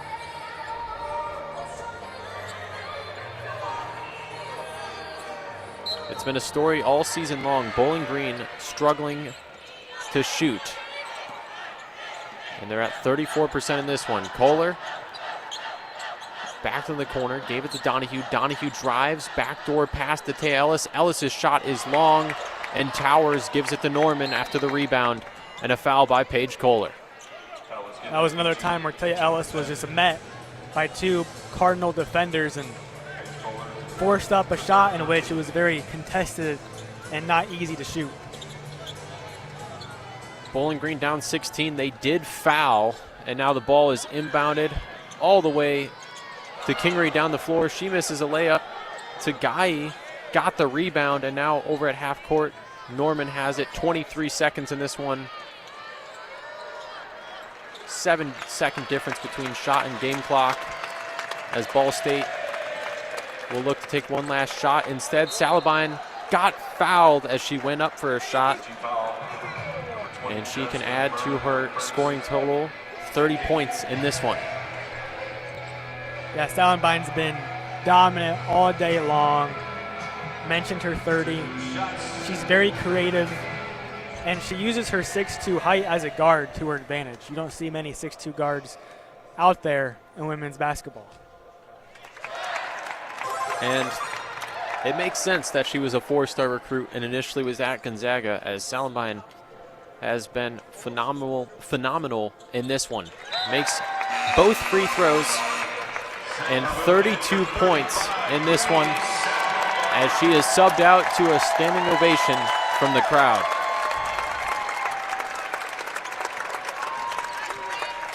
Now in the final 8 seconds, Paige Kohler drives, has an open layup and one.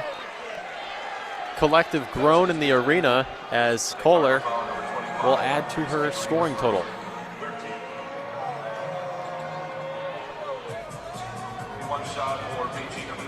Only 6 seconds remaining, so after Kohler's free throw, this one will be over. Kohler has the free throw go in, 17 points for her.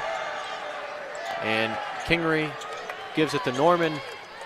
And this one is over here from Muncie.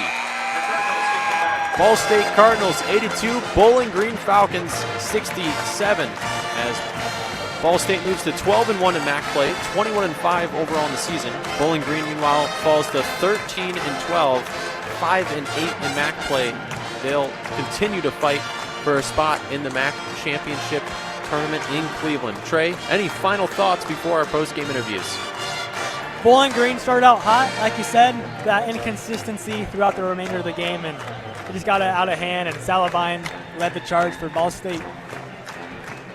And that will do it. We might have a quick interview with assistant coach John Nicolay, as Bowling Green, Trey, they have some games that are a little easier up ahead. Obviously, second best team in the conference on the road is not exactly the easiest matchup, but they take on Western Michigan at home, a team they beat on the road earlier in the season, and then they host Toledo. A rivalry game typically favors the home team. So how do you see these next two matchups playing out for Bowling Green? You mentioned it.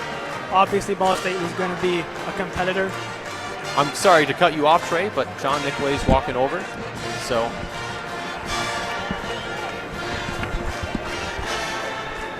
Thank you for joining us, assistant coach Nicolay. Now, obviously, a tough loss in this one.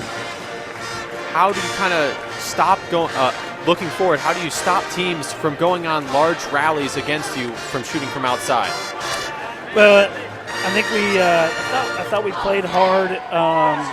We gave up too many points in transition, and you're not necessarily matched up right away when you're in transition defense. And I didn't think we did a great job of communicating, identifying where the shooters were. And they got some pretty clean looks in transition of players that shoot a high percentage. So you can never allow them, if they're shooting that well, to get clean looks as they did.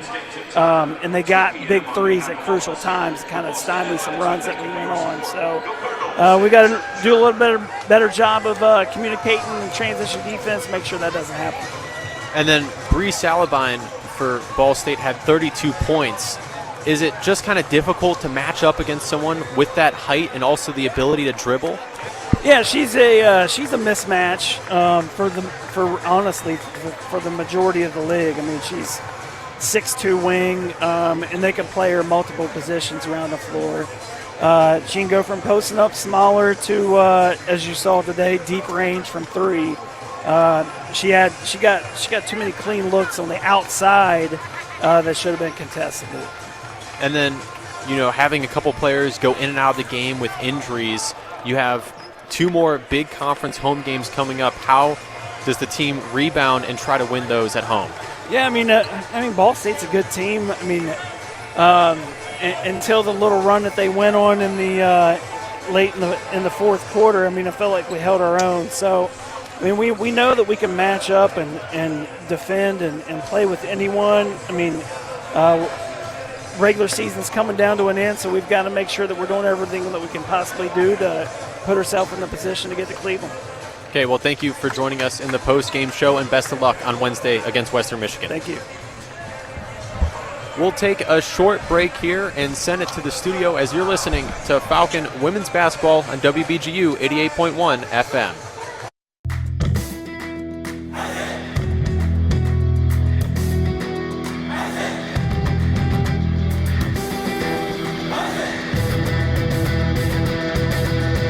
Ever heard of Falcon Media Sports Network's broadcast on Falcon Radio or WBGU 88.1 FM but don't know where to listen? Well, set down the radio, pick up your phone, and go to bgfalconmedia.com and scroll to the bottom of the page to stream Falcon Radio and WBGU 88.1 FM for all broadcasts.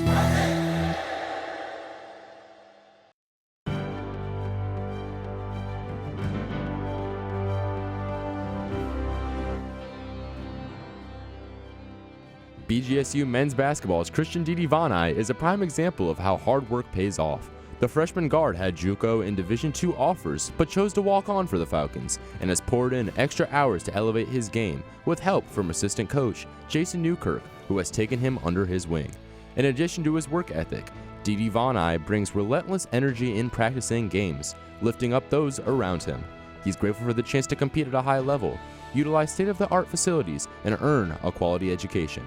To learn more about Didi Vonai's story, head over to bgfalconmedia.com for Foster Rostai's feature.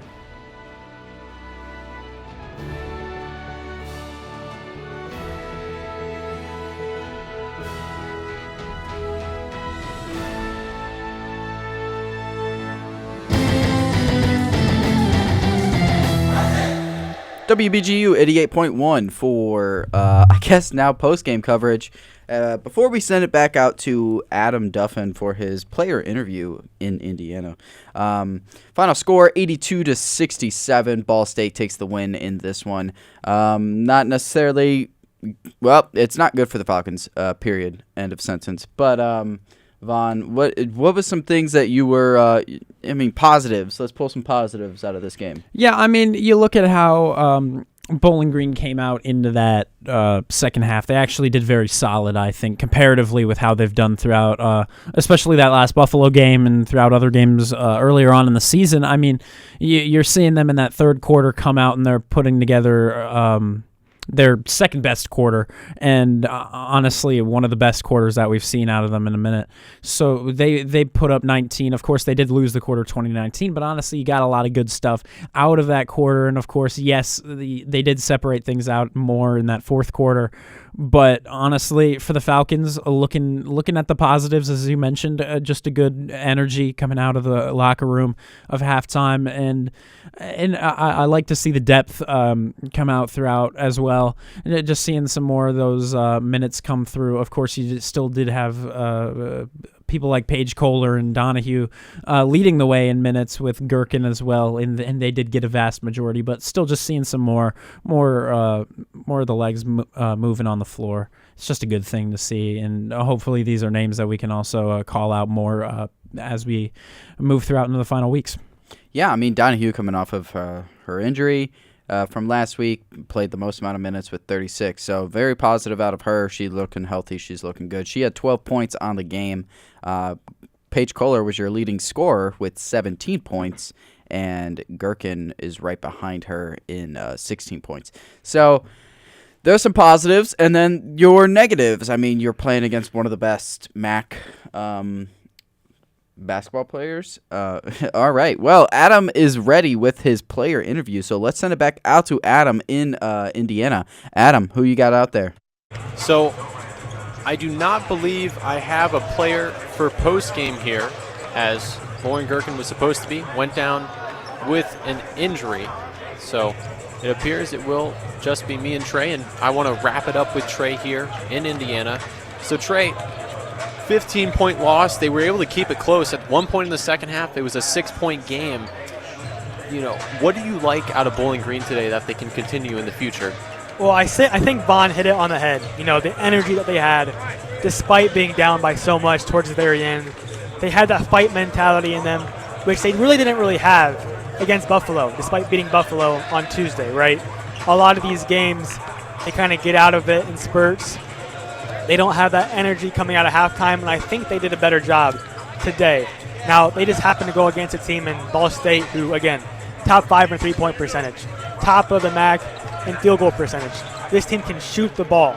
And although they had more turnovers than Bowling Green today, it has proved to be too much for Bowling Green to overcome. Well, Trey, it was a great broadcast with you, despite the Bowling Green loss. And we'll send it back to the studio. Thank you, Gavin and Vaughn, for a great job today. Thank you, Adam. Back here in the Coolin Center, Vaughn and Gavin Gill. Vaughn Olem and Gavin Gill. So, Vaughn, let's go back to what Adam and Trey were saying. I mean, there were some positives, but you have a couple of tough sleds ahead. Yeah, I mean, right now you're looking at these. You're just looking at the stat sheet, and you're seeing what is clearly in your face is Salenbine with the 32 points. You can't have that happen down the line. Yes, that's your star player. Yes, she's 6'2", as Coach mentioned, but I mean, that's just not an acceptable number down the line when you're going into these big-time MAC contests where you're fighting for your life. This is not okay. And of course, when you have Paige Kohler as your best player at 17 points, that's actually exactly what you have on the other side as their second-best player, as Kingery had 17 points as well. So honestly, if you're having your best scorer at 17, theirs at 32, and also having another player at 17, that's just not okay. And yes, you got more diversity on your score sheet with just more players getting more points, but still, it's just not okay to have that down the line. You need to find ways to limit the damage of these star players, and that's just not what they did tonight. Today. Today, yeah. It is still It is 1:04. So your other MAC games are about to tip off, as we had an early women's basketball tip off today at 11 a.m. But as we wrap up here, before I get Von's final thoughts on the upcoming games and what he wants to see out of the Falcons, let's do around Falcon Media Sports Network, because there are 3 games going live today on Falcon Radio and WBGU. We have the men's basketball this one's at home. Men's basketball tip-off at 5 p.m. with Artie, Tyler, and Foster in the broadcast. And your studio show will be by Sam Bork and Andrew Smith.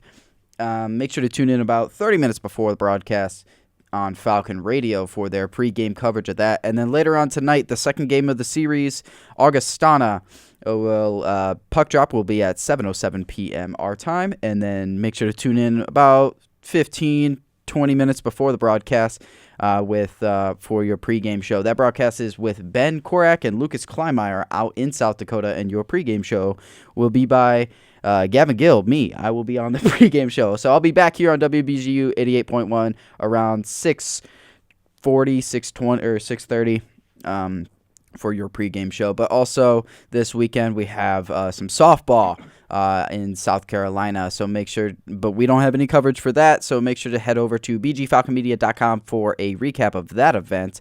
And baseball in the second game of their Georgia Tech game or series, baseball series. Yeah. Okay. Georgia Tech series. There's no broadcast of that, but make sure to head over to bgfalconmedia.com.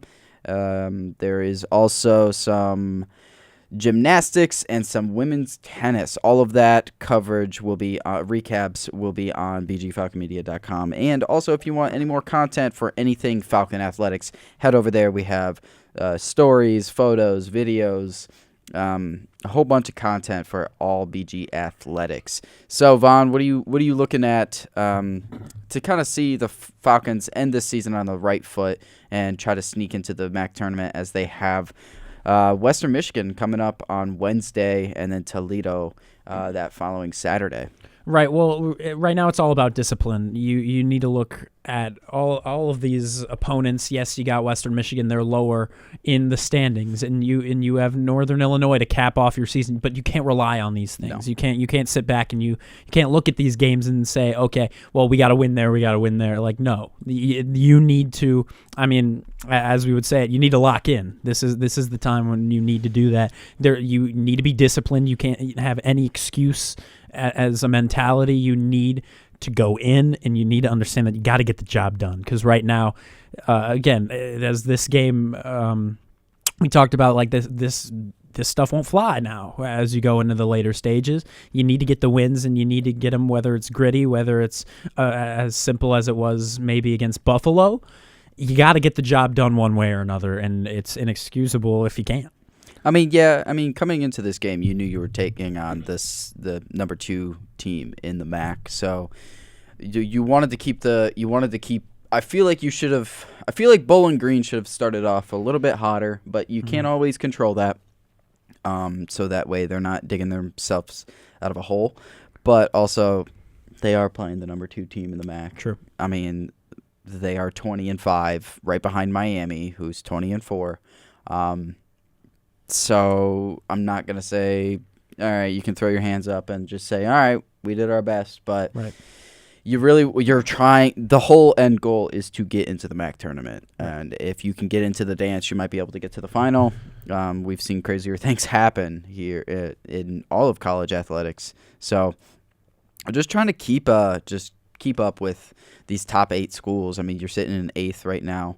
So, but I mean, other games happening today that you should definitely keep an eye on. That Western Michigan versus Central Michigan game. Western Michigan is right behind Bowling Green and Eastern Michigan, and then Eastern Michigan taking on Toledo. You got the team right behind you and team 2 spots ahead of you, and then Kent is taking on Ohio, which both those teams are ahead of you. The closest, easiest spot to jump would probably be Kent, and then hopefully after next week you can beat Toledo and then jump Toledo, so you can get into that mid-range instead of being right on the bottom and having to take on a school like Miami, because 8 plays 1, So, anyway, anything else you want to add? No, I mean, right now for Bowling Green, you do honestly have to look at a lot of these other games going on. This is crunch time. This is where all the teams are trying to figure themselves out, trying to find their footing, getting their coaches to make what they feel is the right decisions now, maybe not taking as many risks as they were before, because right now this is where everything's starting to fall into place, and right now you just hope that your place is within that MAC tournament. Absolutely. Well, that pretty much wraps it up here in the Coolan Center. Thank you for listening to WBGU 88.1 for coverage of Ball State taking on Bowling Green. Make sure to tune in to Falcon Radio at 5 p.m. for your men's basketball taking on Toledo. And also, if you're more interested in the hockey, make sure to tune in to WBGU 88.1 FM for your second game of the Augustana series. Thank you for listening. I'm Gavin Gill. Thank you, Vaughn. Thank you, Adam and Trey. You're listening to WBGU 88.1 FM.